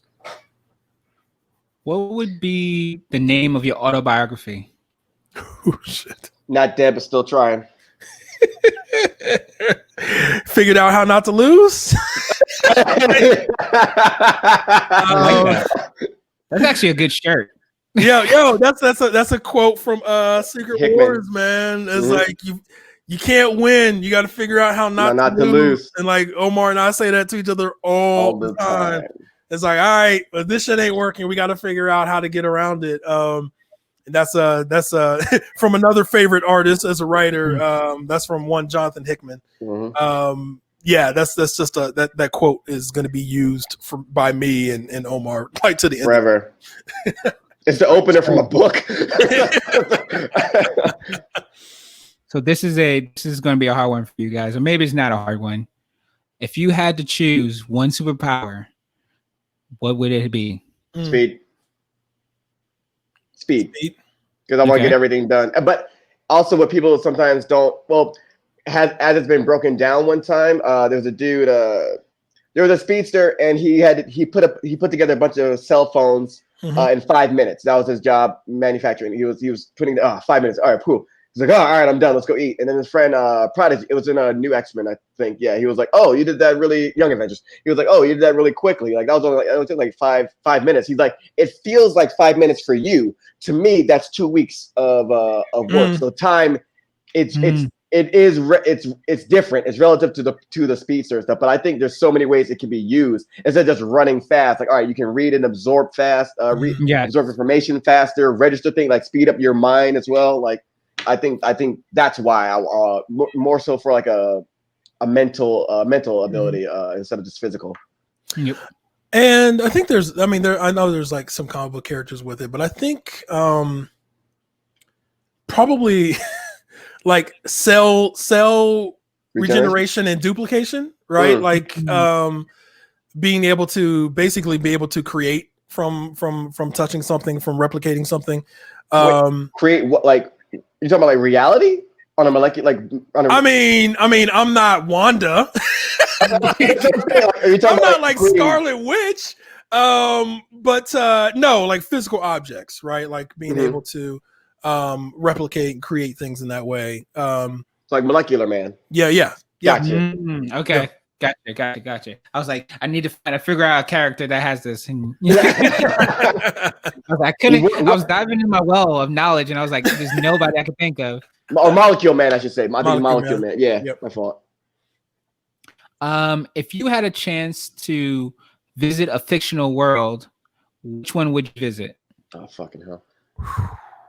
Wakanda might be the safest bet. I mean, but that fictional world is the Marvel universe. Yeah, right? yeah. Shit's going crazy every day.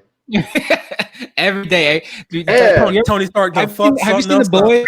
Have you seen The Boys? I read the book. I haven't seen the show yet. Yeah. I'll probably watch it soon. You'll mess with it, man. Yeah, because that dude from Banshee's there, Anthony Starr. I fucking love that dude. The whole thing about it really is I really like about it is putting superheroes in real life. Yeah, like yeah. One thing that I really like this is not big like spoiler, but main thing is that a speedster runs through somebody, right? Like, and not like runs through like he's a speedster, like he. I know what you're talking about. No, he like runs through. I'm like demolishes them. Yeah.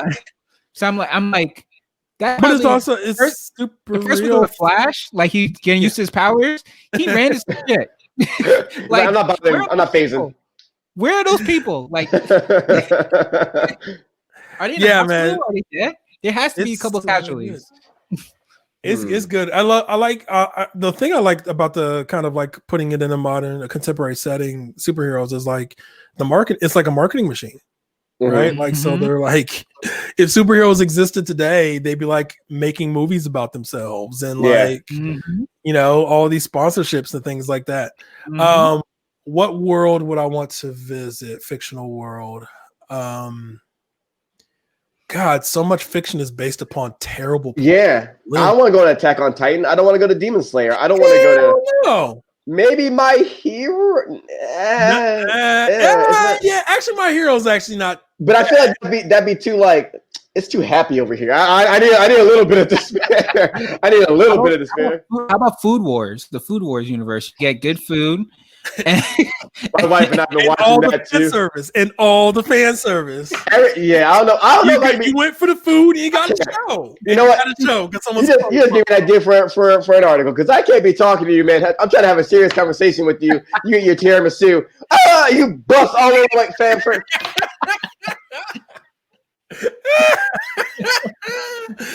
Oh God, what? Well, I can't. Nah, man. Man, that's a really good one. Yeah, it's hard. I'm trying to think if there's any video game universe. I mean, because yeah. Let's take it to like. I might take it to Tsushima. Help out my man Jin Sakai. Like, I'm in Tsushima because when he gave that speech, like, for the fucking ghost. I'm for the ghost. Fuck it. Yeah, let's go. Let's take these fucking invaders out, man. Yeah, hell yeah. Give me Tsushima. Ah, man. Yeah, I was thinking of video games like I'm playing or Disney. I'm playing oh shit. Oh, yeah. I'm playing Horizon Zero Dawn on the PC right now. And it's a gorgeous world, but goddamn, it's brutal. If I was as skilled as Alloy, then that'd be kind of dope. Like, yeah, let me get my own Longhorn to like ride around as I'm out. That'd be pretty dope. Fuck it, I'm gonna go with Horizon Zero Dawn. I love that. I love how that world is built. I gotta be the apex predator, but yeah, that world is dope. So last question. Okay. This is the last meal of your life, right? Last meal of your life. This is what you're gonna eat. This is it. I need an app, I need an entree, and I need a dessert. Jesus. What you having? I'm just having macaroni and cheese the way my mom made it, and I'm good. You can send me. I don't even need the rest. Just give me that mac and cheese. Yeah, that is. I'll have that as the appetizer. I'll have that as the main, and I'll have that as the motherfucking dessert too. Actually, you know what? I'll do. My wife makes butter chicken, so I'll do because I want to be.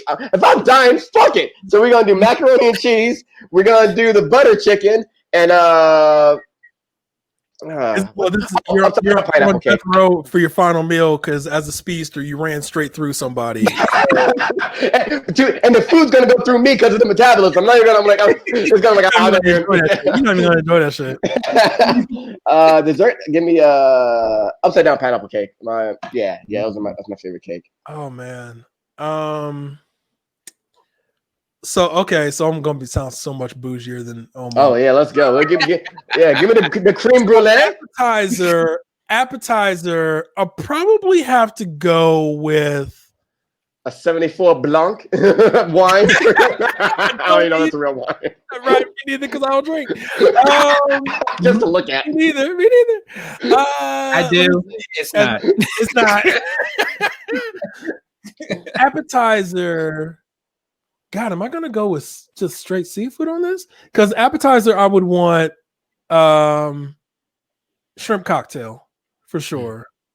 My entree would either be crab legs or it's seafood. It's Aquaman out here. I know, right? Well, Aquaman would not approve. What did he eat? Did he just Namor probably don't care, but Aquaman would not like that shit. As an entree, either crab legs or lasagna is one of my favorite meals. My mom makes a pretty good lasagna, and so I probably would go with that. And then as a dessert, what's a dessert? My grandmother that passed away, she used to make a peach cobbler that was that like no one in the family has been able to replicate since. That is the worst. And so it's like legit. I'll never taste that. You'll never again. Oh my god, yeah. And so that would be my dessert. So that was the last question for shots fired. Hold on 1 second. I can get my. No problem. I feel the same way about the upside down pineapple cake, Will. That's my like it's so the way mom's made it, man. You can't go back into time for that, man. You have to remember the last time. But if you're a speedster, you can. And you know that's how you get. But don't do it because that's how you get flashpoint. That's how you get flashpoint. Mm-hmm. Omar, don't be trying to go back and get the outside. If I'm going back in time, you know where I'm going. Transatlantic slave trade. We stopping all that shit. The future be damned. That's the first thing I'm stopping. Whoever wants to go back in time to stop the slave trade? It's always Hitler. I'm like, you can do that, and I'm pretty sure it'll trickle down to prevent his bullshit too. Like white boys want to go. All the white boys want to kill Hitler. I'm like, I get you, but let's go back first. There is mad shit, man. We can keep going. If we go back further, then like we can stem some other shit out of here. But like, yes, let's go back to the slave trade, please. Yeah. All right, I got one more thing here. It's called this or that. Okay. And this or that is just basically like two options. You choose which one you like better. Okay. Okay. Yeah. All right. This or that. Hot or cold? Fuck. Cold. I like bundling. I like bundling, so I'll go. Shit! But I don't like hot because I walk. Yeah, hot. I'll walk around in my drawers. I don't care. Let's do it. Hot. I do like bundling too. Yeah, you're. You can't when it's too hot. You can't take like if you hot, you got no clothes on already. I know. You can't take nothing else off. But you know what? I don't mind where you're just like it's hot and you're just like working out. And you're like, nah, this is when they make a movie of my life. They're gonna go to this scene right here. And I'm like, yeah, actually, this shit. That's montage. Yeah. Fly or breathe underwater. Fuck. Fly. Give me fly. I don't like water. Fly. I don't trust water. We don't mess with that. Yeah. To me, my ancestors down there. We're gonna fly. Yeah. We're gonna fly. Netflix or Hulu? Netflix. Hulu? Yeah, only because Hulu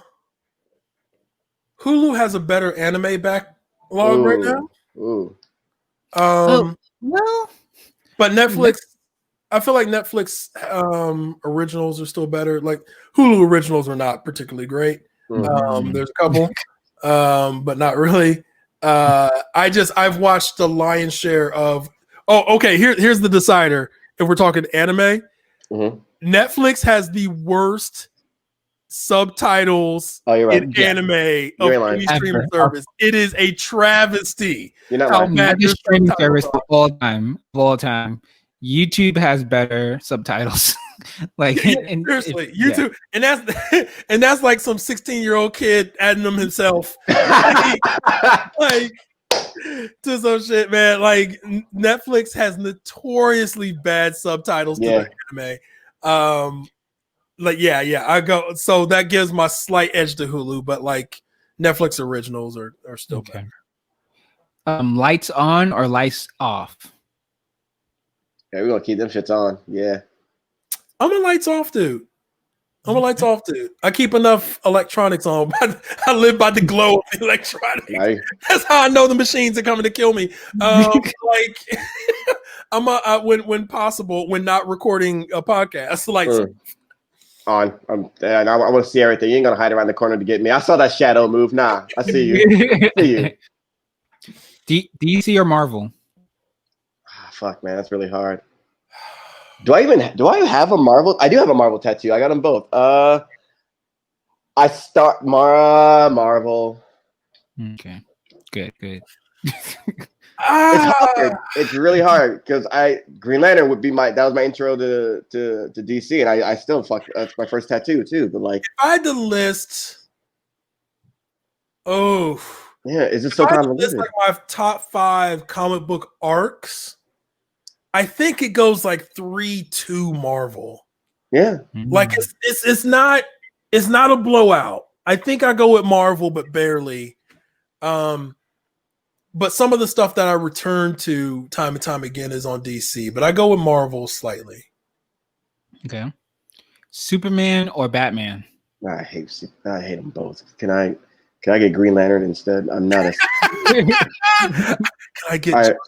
You gave me 2 of the. I hate them both. I don't like them. I don't like either of them. Batman for me. I'm still a Batman stan when it's in the right hands. I'll give me like Rihanna throwing that water cash to that dude. Like, give me fucking Batman.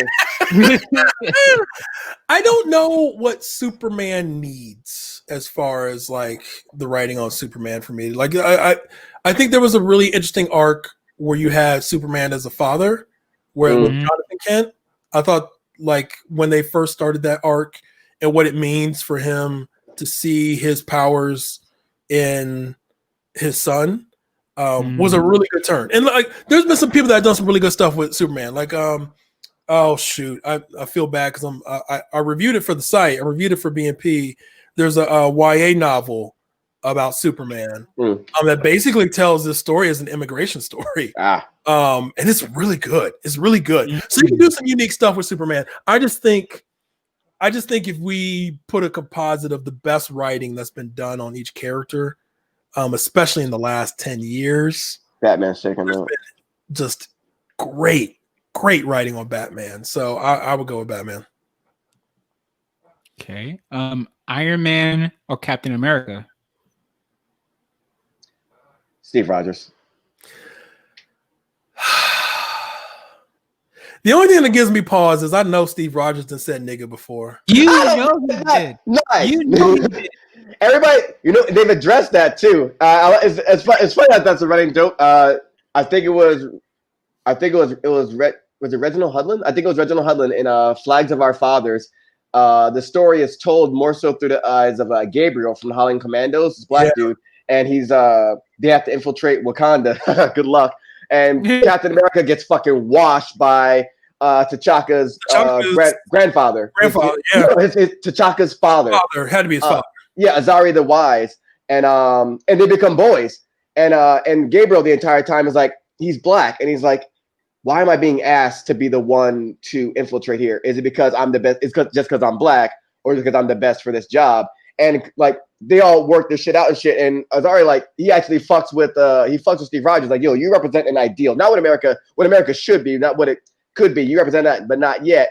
And also, he trusts him with this a piece of vibranium and shit. And then Gabriel becomes one of Gabriel, Wakanda fucks with Gabriel. He's like an honorary member for years as well too. So, but like that in that dynamic, when Fury's like, yo, Fury doesn't get any information from Wakanda from Gabriel or from Steve Rogers either. And so that his allegiance is with them, which is why I'm like, hey, works for me. I always wondered, this motherfucker racist or not. That works for me. But the 9/11 issues what did it for me when that's fucking propaganda. Let's get that off the jump, off the rip. They brought Captain America back. He's versing a dude that's a terrorist at home and shit. One of the illest fucking things was after he was done at that 9/11 site, they're like, yo, we need you back in the field. And he's like, all right, this is the terrorist, name's this. Captain America was running through a minefield. He's like, I can't even, he's like, tripwires are bad enough when you can fucking see. And he couldn't even see. He jumped on his shield, used the mines as a propellant. And before he jumped out for the mission, Nick Fury tells him, yo, be careful. He's different. He's a monster. Captain America jumped out the fucking plane. So am I. No parachute. No parachute. I'm like this, yo, Steve. That was it. I'm Steve Rogers. I think most of the time I would go with Steve Rogers. Iron Man is unique, man. Iron Man is super unique in in kind of any kind of cinematic universe or any kind of comic universe, man. I think it's not unique finding like a billionaire, that's a superhero, right? Obviously, but one that does not hide a secret identity, one that does not crash. One that, and so usually the easy equivalent is, for DC is Batman. Yeah. But like Batman ain't never like fucked around with the world to see what happens. Right? I mean, that's not part of his personality. The OMAC, remember the Infinite Crisis, the OMAC shit though? Yes, but not as a I'm bored and I wonder if this shit could destroy the world. Well, let me I'm sorry, let me go ahead and fix that, right? Like I mean, so I always make this joke to Omar that like 90% of the problems that happen in Marvel is Tony Stark fucks something up. But like I like that about him, right? Like I like this idea of this tinkerer, this kind of thing. I'm gonna go with Tony Stark. I'm gonna go with Iron Man. Oh, one more thing on Steve Rogers, and that Flags of Our Fathers. There's a scene where Gabriel is eating, like he's eating, right? And he's like, he finished the bowl, and he finished the bowl. Steve Rogers comes and sits next to him, and he's about to move. He's like, "Yo, where are you going?" And he's like, "Oh, no, we're cool." And he's talking to him, and he's like, "Oh, are you done with that? Because I need a spoon. Are you done with that?" "Yeah, well, I'll go wash it." "No, that's good." And he grabs the spoon and starts eating like after Gabriel, and then like that little moment was, I was like, and it was, you could tell it was written by it was a black author that wrote it and Hudham, but I was like, that's what the fuck I'm talking about. Like that, and that's what, like, it's something so small, right? But like, that is what it meant all, what meant the world. And then Gabriel even was like, does this motherfucker not know the time you're living in? What the fuck? And like, that's what's up. X-Men or Fantastic Four? X-Men. Okay. Fantastic Four is dope, and like my favorite versions of Fantastic Four are the Fantastic Four teams that aren't the original Fantastic Four. Like, my favorite versions of and like I like the kids. I like I like Reed and Val's kids more than I like Reed and Val. But X-Men by a mile.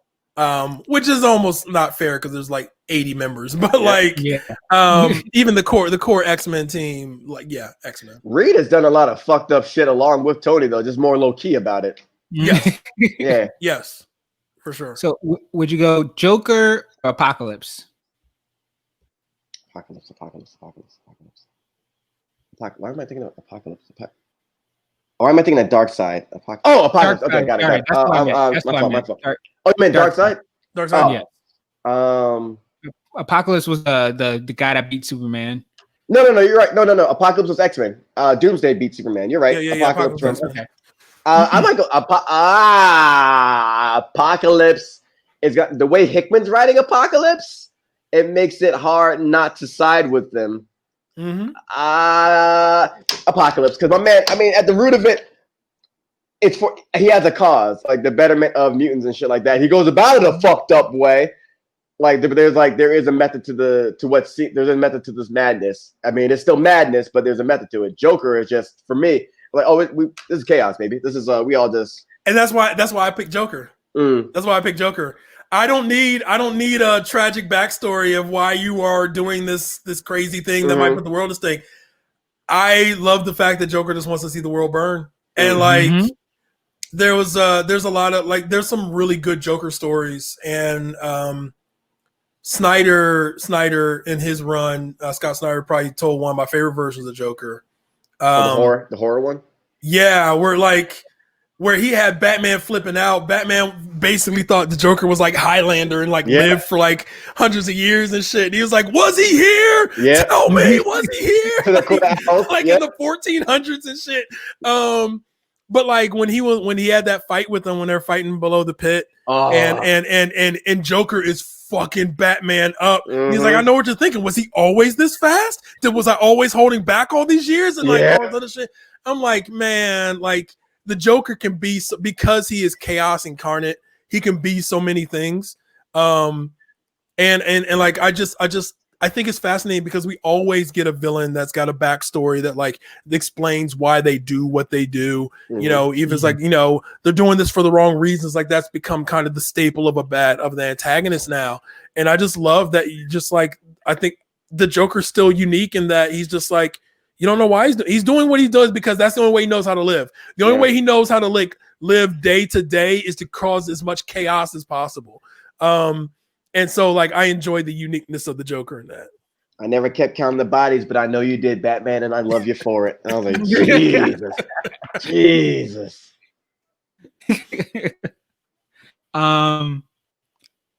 Would you go Naruto, Uzumaki, or Ichigo? Oh, I don't think neither one of us are big Bleach fans. So. Yeah, no. Okay. Easy win. I would go. That's the easy one for Naruto. I thought you were gonna say Deku. I was like, oh, that's Deku's. I might go Deku. I mean, to flip this. What's your top? Which we want to go as far as 5. What's your top 5 shonen protagonists? Oh yeah, good point. Tanjiro's at the top. Tanjiro's my number 1, and people gonna be mad, but Tanjiro's my number 1. He's Tanjiro's my number 1. The most earnest. I believe he's a genuinely good kid. Like I believe it, and not like just because he's written that way. Like no, I believe this motherfucker's like. And he's not ruled by ambition. Like which is why I put him above Deku because he doesn't. Ambition is not one of the things that drives him. Yeah. He has the most empathy of any like shonen hero we've ever seen. Pretty much. Oh my god. Like if I just did of those 3 that we've mentioned, I would go and I love me some Naruto, but I would go Tanjiro, Deku, Naruto. Where's Tanjiro from? Demon Slayer. Demon Slayer. Yeah. Watch that shit, Drew. Watch that shit. Change your fucking life. Change your life. Change your fucking life.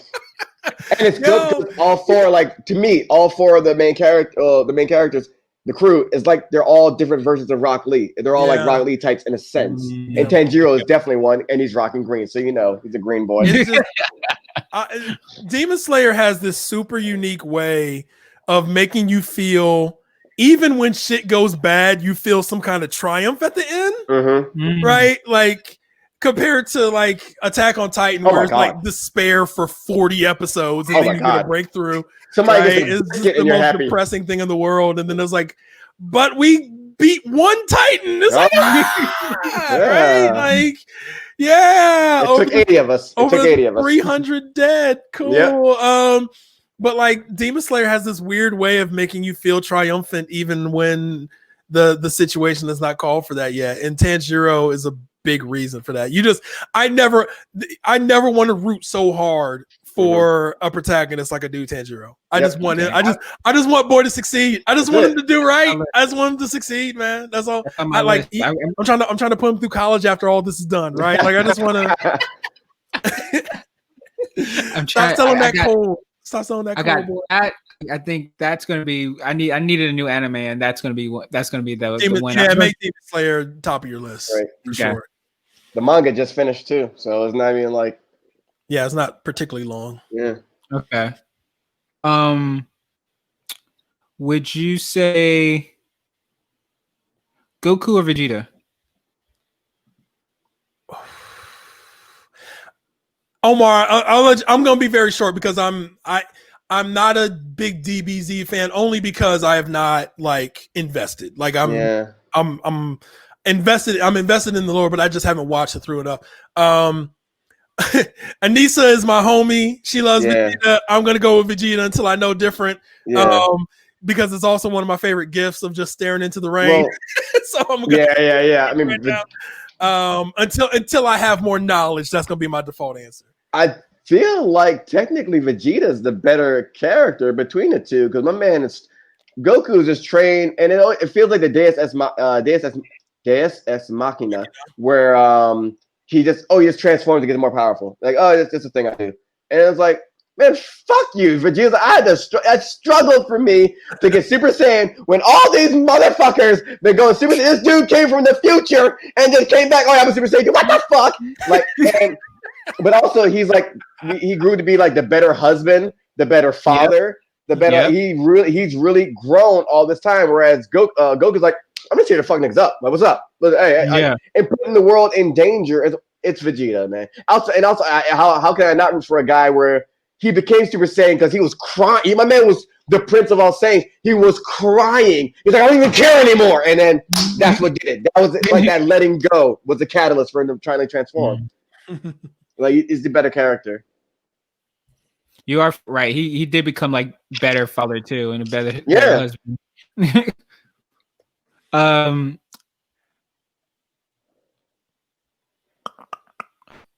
Jay-Z or Nas? Oh man. Oh God, man, we're trying to start. I know more Jay-Z things than Nas, but I will never forget that summer where Godson came out and Nas just went at everybody. That was like a one-man army. I can never forget that. So here's oh man, God, it's hard. Jay-Z has the better hits though. Okay, God, I don't know. I don't know who's gonna want to fight me on this. Because I I've listened to both of them extensively and blah blah. I think Nas is the better rapper. I think he made the better choices for his career. And I think it's easy to conflate those because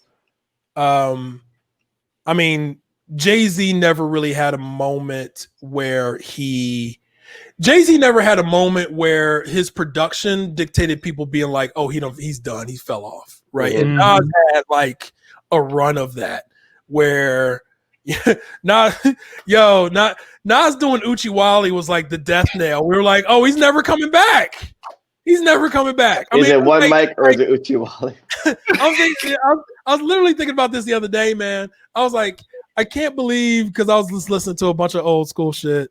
Somewhat old school shit.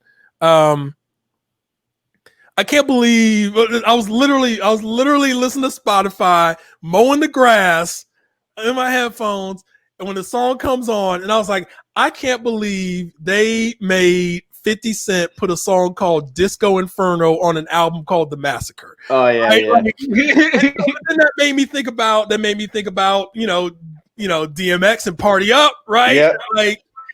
Like Uchiwali buried Nas. Like it was like this big commercial hit, but like all the hip hop heads were like, "Oh, he's done." Yep. And not only to have like a super ridiculous, obvious club mainstream song, but for your verse to be terrible on it, just like we thought Nas was done. And then Jay-Z came and like put nails in the coffin, right? For a second. And so I still think Nas is the better rapper. Like I can't remember, maybe we were talking about this. Omar, I don't know if we were talking about earlier. Remember we were talking about we were talking about Nas's first album. Yeah, Nas' first album and how he is opening with Raekwon. He has a song with was it Raekwon that you really liked? Yeah, Raekwon's album and like, but Illmatic, just like the way that the album opens, no one could marry a beat like Nas, man. Like early Nas felt unstoppable. And I still think from a talent perspective, Nas was the better rapper, but I do think Jay-Z has had the better career. And I think that was because Nas made some not great choices in his career, because he wanted to sell more albums, which I 100% understand. Like he said to J. Cole when he said the made Nas let Nas down, which is my favorite. I listen to that more than the Colts, and like I'm just saying. What did he say? When he said like you can do those freedoms in your fourth album, you can't do it in your first album. Like I know, trust me. I'm just pointing that out. I wasn't dissing you. It was just a critique of you. I'm just trying to help you because I've been there before, and I'm like that makes me choose Nas. Ain't Let Nas Down is my shit, and that was a clear cut like passing of the baton onto someone else, which is how often do you see that in a song? Too, you might big up someone in a song, but how often is it the whole song dedicated to like, no, go? You did not let me like. I'll respond like, no, you didn't let me down. Like, no, you are on the right path. You were doing well. Like, you have my blessing. Like, take it. Like, have you ever seen Jay do something like that? I mean, the big empire that is Jay-Z. Like, he is the empire, right? That was also the way they went about their business, right? Yeah, in terms of how different they are. And it's, I'm not even necessarily offering a critique of Jay either. It's just that, and Grant, I'm a big Jay-Z, like, played Jay-Z out, right? It's a great song. I think it's hard to dispute that Jay had the better album, but I think Nas was the better rapper. I'm with you on that.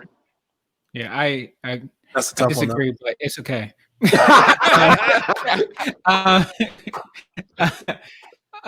This is by far my funnest episode and my longest episode at the same time. I just want to put the premise right here. So I'm probably going to get cussed out in a couple of minutes, but I'm going to get to my my last section. That was this and that. So this is my last section of the podcast, which is the questions about life, love, and laughter. I'm just going to go straight into life. I'm just going to go into my weird question. So my first weird question is, have you ever had an encounter with a ghost, spirit, or alien? Yeah. Or demon? Yeah. Yeah, I would say ghost. Okay. Yeah, man, this podcast is about to take a turn. Yeah, man. Yeah, let's go. So I came up. I was born in Akron, Ohio, and I lived in the city, or or what would be called urban areas for a lot of my early life before I hit high school, and I've had a lot of folks that passed, early for their age and for their time. And when I was young, so I'm talking like, 12, 13, 14 years old, man, I felt like nightly I would be visited, right? Dreams, whatever, that kind of thing. So I believe in those, at least in the base minimum. I believe in those energies surrounding us, right? Mm-hmm. Especially for those that have fallen, because I felt like that's what I experienced when I was younger. So yeah. My mom told me one that happened. I'm going to skip that one because that's just dark as fuck. And but I will go with the two that I have bore witness to. I will never forget. I was second grade. I was in my bed, woke up, and I saw my sister as this like tiny little angel, and it's this small angel. She just smiling at me, and I was like, and I know for a fact I was awake because I saw her. I looked behind me, around, and I said, I'm awake right now. Look back at her. She's still there smiling. And then she just comes over me and slides over. And I was like, and I followed her. I was like it was a fucking shooting star. And I was like, I ran to my mom's room. Like, yo.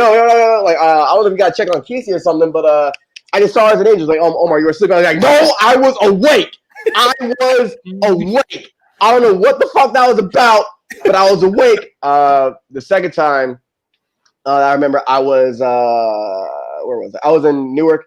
My mom had passed. It had been like maybe a year or so, maybe a year or two, maybe sooner. I was in bed, and this time I knew I was asleep, but like when you're like awake you're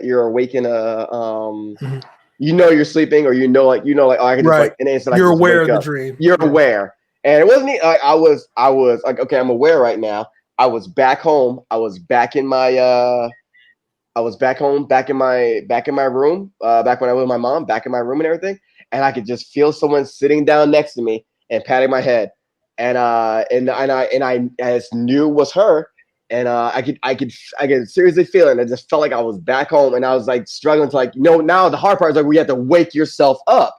Yeah. And so I was like, I'm sitting there like, and I'm trying to say, and then like I'm Mom, and I say it, and then I look around, and like there's no one there. I was like,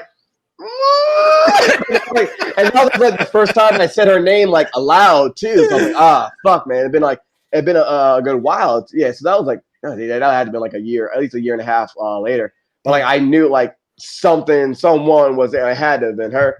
And so like, and so she used to sit down next to me when in bed to talk to me or whatever. And I was just like, like, and then it was just that feeling of trying to say something, or I know what's happening, and like I got it out. Okay, yeah, I know you're here. Fuck, Now you go.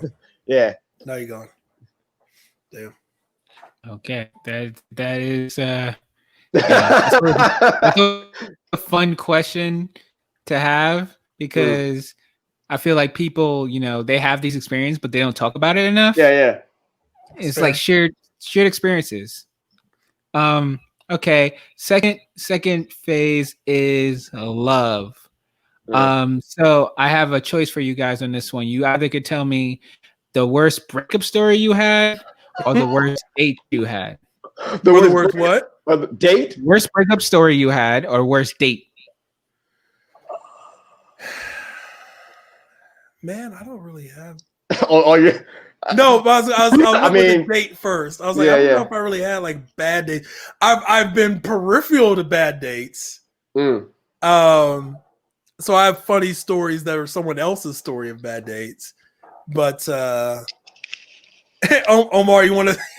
I mean, you want to lead off here? All right. I don't know if it was a bad break. Because I mean, in the hindsight, that breakup wasn't bad. The date is I've been on a really bad date that was it was bad. I I asked the coworker out back in my Macy's shoe days. You know what I mean? Macy's women's shoes. Holla at me. You know what I mean? The best. You know what I'm saying? I asked this one coworker out on a date. It was cool.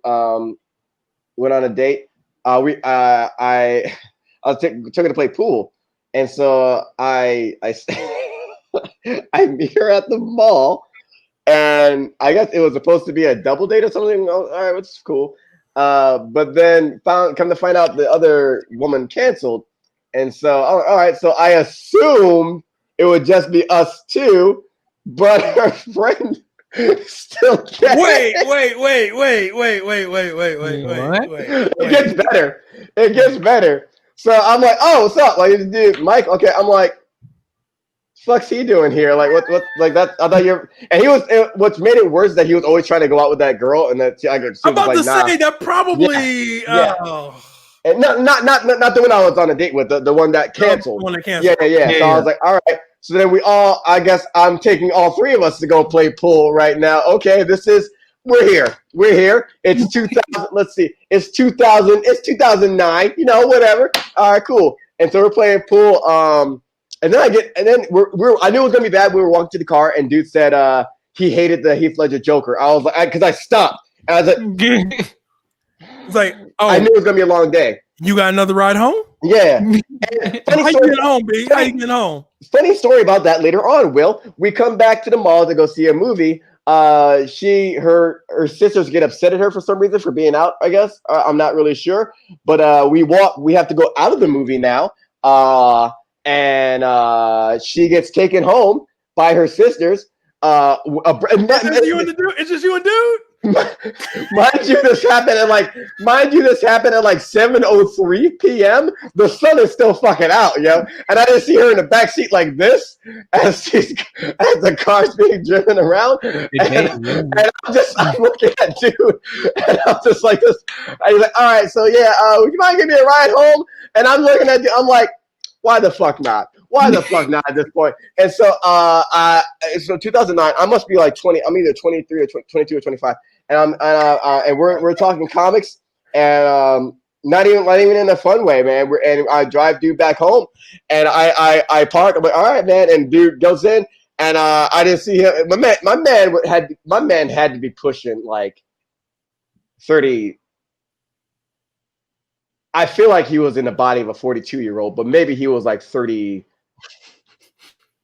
Maybe he was 30. I don't know, but my man was older, and I stood. And before driving, I stayed because I looked into his house mostly because I just couldn't believe the day that I've had, and then I watch him go in, and I see his parents greet him. And I lost it. And yo, did he wave to be like, I made it in? Okay. Did he wave to me? So I know he got in. All right. I just thinking of the sign like, I can't have that be me. I can't. I just can't. I feel like I've looked into like a mirror of what could be, and I can't have this. I cannot have this. That was the most horrible date to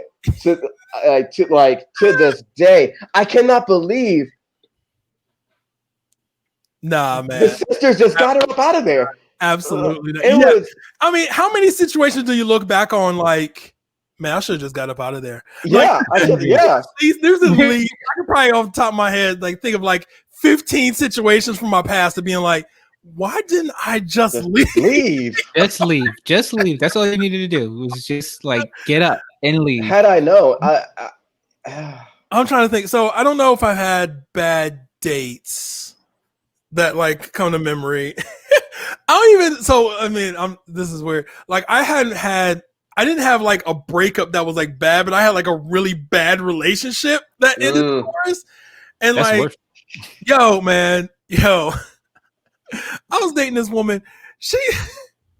We got in an argument. And it used to be, I don't know what was going on with that Will. That Will was going through some hard times, man. Like I don't even recognize that nigga, man. Like I don't know what was up with him, man. He was having some hard times. It used to be I would drive, and basically I would drop myself off. Like I was driving my car, and she would be in the car with me, and I would go to work. And if she wasn't working that day, she would take my car and then pick me up when I got done working. Ooh, okay, this is gonna be good. And there was a situation where we were arguing on the way to drop me off. And there's a situation where like I would have to get the only place we could get out, or the drop off area. So you would come to a stop, there'd be a street you could turn right. And this is when I used to work at the hospital. I would get out and you'd have to cross the street, and then the car would turn, man. She almost hit me with my own car. Oh, I wondered if I knew this story. I foreshadowed that. And I'm standing on the corner like, are you fucking kidding me? And she's driving away in my car, and I can't do shit because she won't answer the phone, and I got to go to work. I got a shift to start in like 5 minutes. So I'm at work just fuming, like 8-hour shift, just fuming, right? She come to pick me up. She act like nothing happened, man. I'm like, no. We are not gonna act like nothing happened. And the most embarrassing part about that is we probably dated for like another 2 months after that. like when someone acts like they're gonna hit you with their own car, like where else can you go from there, right?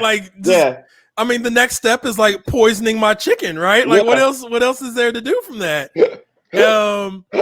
And so that was just a relationship that it was never going anywhere. And how it ended was a lot less dramatically. We were in the car, and we were, of course, arguing about something stupid. And she was mad at me for saying something that I didn't actually like. She misheard what I said, like a genuine mishearing of what I said, right? And I was like, but that's not what I said. And she's like, well, what you say? I was like, this is what I said. This is what I meant. This is what I said. And she was like, oh. And then she just stayed mad. And I was like, why are we still arguing over a thing that shouldn't have happened? Yeah. Well, I just can't turn it off and on like that. I said, okay. I said, I think we're done. The upper deflection. I was dropping her off at her apartment. And I pulled into the parking lot. I was like, I think we're done. She was like, what are you talking about? I was like, yeah, I think we're done. It was like, and so, and not to give any, I'm just gonna say the term so it won't give away like the plot point of this. But you will notice when you watch Demon Slayer, Drew, it was dead calm. It was like that was my move. That was my move. It was dead calm. Like a calm came over. I was like, I think it's over. Yo, I know that calm. Like I wasn't even mad. I wasn't mad. I wasn't vengeful or nothing like that. I was just like, oh no, this has to end. It's like it's a snap. I'm good. Yep. That realization where it's a snap. Like, oh, how did I? Oh. Yep. So that's my story. I don't have a bad breakup, but I had like a very bad relationship or very tumultuous relationship that just like dissolved. Yeah, that's bad when they try to hit you with your car. That's, Yes. You can't go back. You can't come back from There's that. no coming back from that. I don't know There's if no I've coming back. ever been more upset at a romantic partner than that moment. I was just like, you tried to hit me with my own car. If it was your car, I understand, but if it's not, you can't kill me with my. That's the weird. With my flurry. shit, my That's blood weird. on my shit. Where you gonna take that car afterwards? What you gonna do with that car? If it's your car, you could at least like leave the stage or some shit, right? You You can be on the dump it, run. you know what I mean? You're gonna be on the run in my car. Oh god. All right. Last but not least, laughter. Can you think of something that immediately comes to your head and makes you laugh Oh god. or brings a smile to your face? I feel like a lot. What you got, Omar? You got one? Let me think of the most. Oh, okay. Let me think. One of my favorite. I know Will. Okay, I know when Will doesn't like someone when he says, "I hate their guts," and it's so funny because it's such a simple phrase, but it's like Will's like, "No, I want you to let her know I hate her guts. I want everything that the contents of your body holds. I hate everything inside of that." So one time, Will was dealing with this. He was part of an organization, and they were meeting at his place, and he had to deal with a bunch of people, a bunch of different personalities and shit like that. And so they left, and Will was just sitting there, and he's just like this. He was just like, and I wasn't there, mind you, I wasn't there. I was retold this story, but I can see it clear as day. And Will was just sitting there, and he's just, and Leah, his wife, comes over and goes, "Will, is it that bad?" And Will goes, "What do you want me to say? What do you want me to say? I hate their guts. What do you want me to? What do you want me to say?" Yo, man. It takes so much to break. It takes so much. But when he's just surrounded by shit he can't. Oh my god, I love it.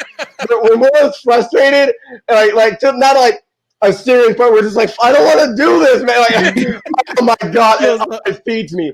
Oh, I fucking love. It's so fucking funny. I didn't even see it, but I could envision everything. The stare. The Leah go, "Is it really that bad?" And the snap. What? I hate that. What? You. Oh my god. Man, I don't. Oh man, there's so many things. So one of the oh my god. So one of the early years of BMP. I ain't gonna name no names. I know what you gotta say. The early years of BMP, man, when we didn't have like a Slack yet. And so like our mode of communication was like on Twitter. This is the worst. For anyone doing a startup, like if you got an organization of people, get yourself a Slack. Do not have public conversations. Yeah. Okay. So we had two people that would flirt pretty heavy with each other. Yep. That were in BNP, and it was just like we felt like voyeurs, man. Like it's just like yeah, it's just like, oh my god, and it was mutual and consensual, like, but it's less like we in public view, like what we doing? And one day I was so fed up. I was so fed up that I just started commenting on it. Like we gonna act like we don't see it. I started commenting on it, and then like everyone in BNP started popping off on the tweets, and that was one of the funniest damn days, man. And just like everyone's jokes, and like I still think back about that shit and laugh, man. Like it was amazing. It was amazing, and it just like showed all these personalities, and like now people embarrass them. Like, yeah, don't nobody want to see all your sex talk out on the Twitter feed all the time under the BNP tag. Like, can we stop that shit, right? Like. It was that one. I think about that all the time. Too good. Oh, sorry, you guys froze a little good? bit. Oh, you good. All right. Okay. So that was the last question of Rivers World.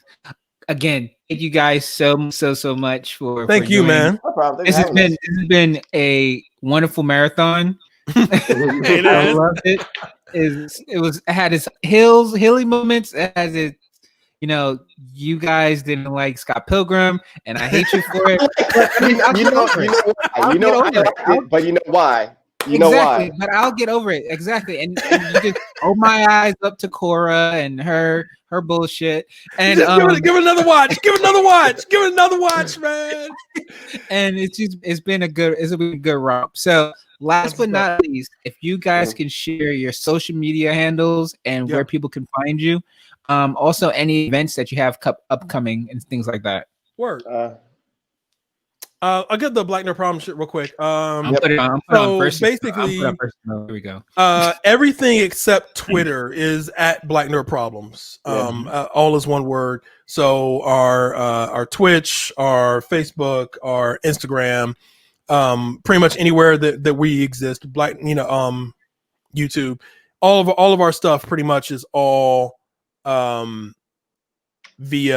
Black Nerd Problems is a full word. On Twitter, just because we got restrictions. Twitter is BLKNRD Problems. Yes. Is one word. All much together. So that's our Twitter handle, but everything else is Black Nerd Problems is one word.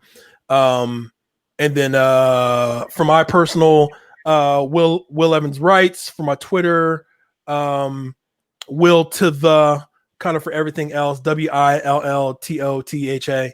Or for my Instagram, for my Twitch. That's pretty much the only really viable places to find me. You can find me on Facebook. You can contact me on Facebook. I will probably never respond back because I try to avoid Facebook like the plague. Or like the COVID. That's mine. Omar, what you got? Yo, Omar Holmon, real name, no gimmick, man. OmarHolmon. Type it in Google, my shit appears. That's it. my shit pop. That's it. It's just my name. I might need to change that. You know what I'm saying? Like, I might need to, maybe I got a few takes out there. I'm like, man, maybe I should have kept the handle. Whatever. If you need it removed, I'll remove it in post. So last but not least, this is the last part of the podcast.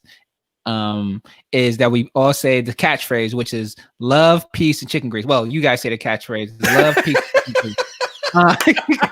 Away from it. Not doing that. It's crazy. That's why I got you guys in versus mode. I call this versus mode. Okay. It's like we're about to fight in Mortal Kombat or something. Character select screens, right? Exactly. So whenever you guys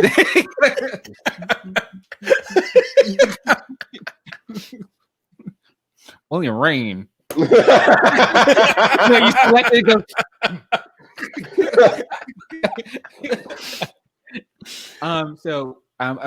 You guys can say it together or you can say it separately. So that it's love, peace, and chicken grease.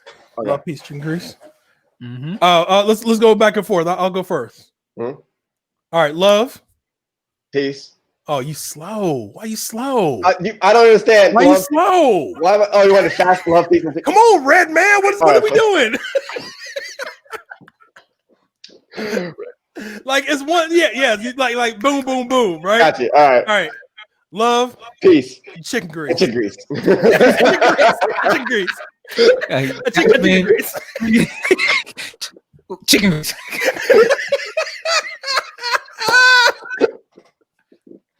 And this has been another episode of Drew versus the World.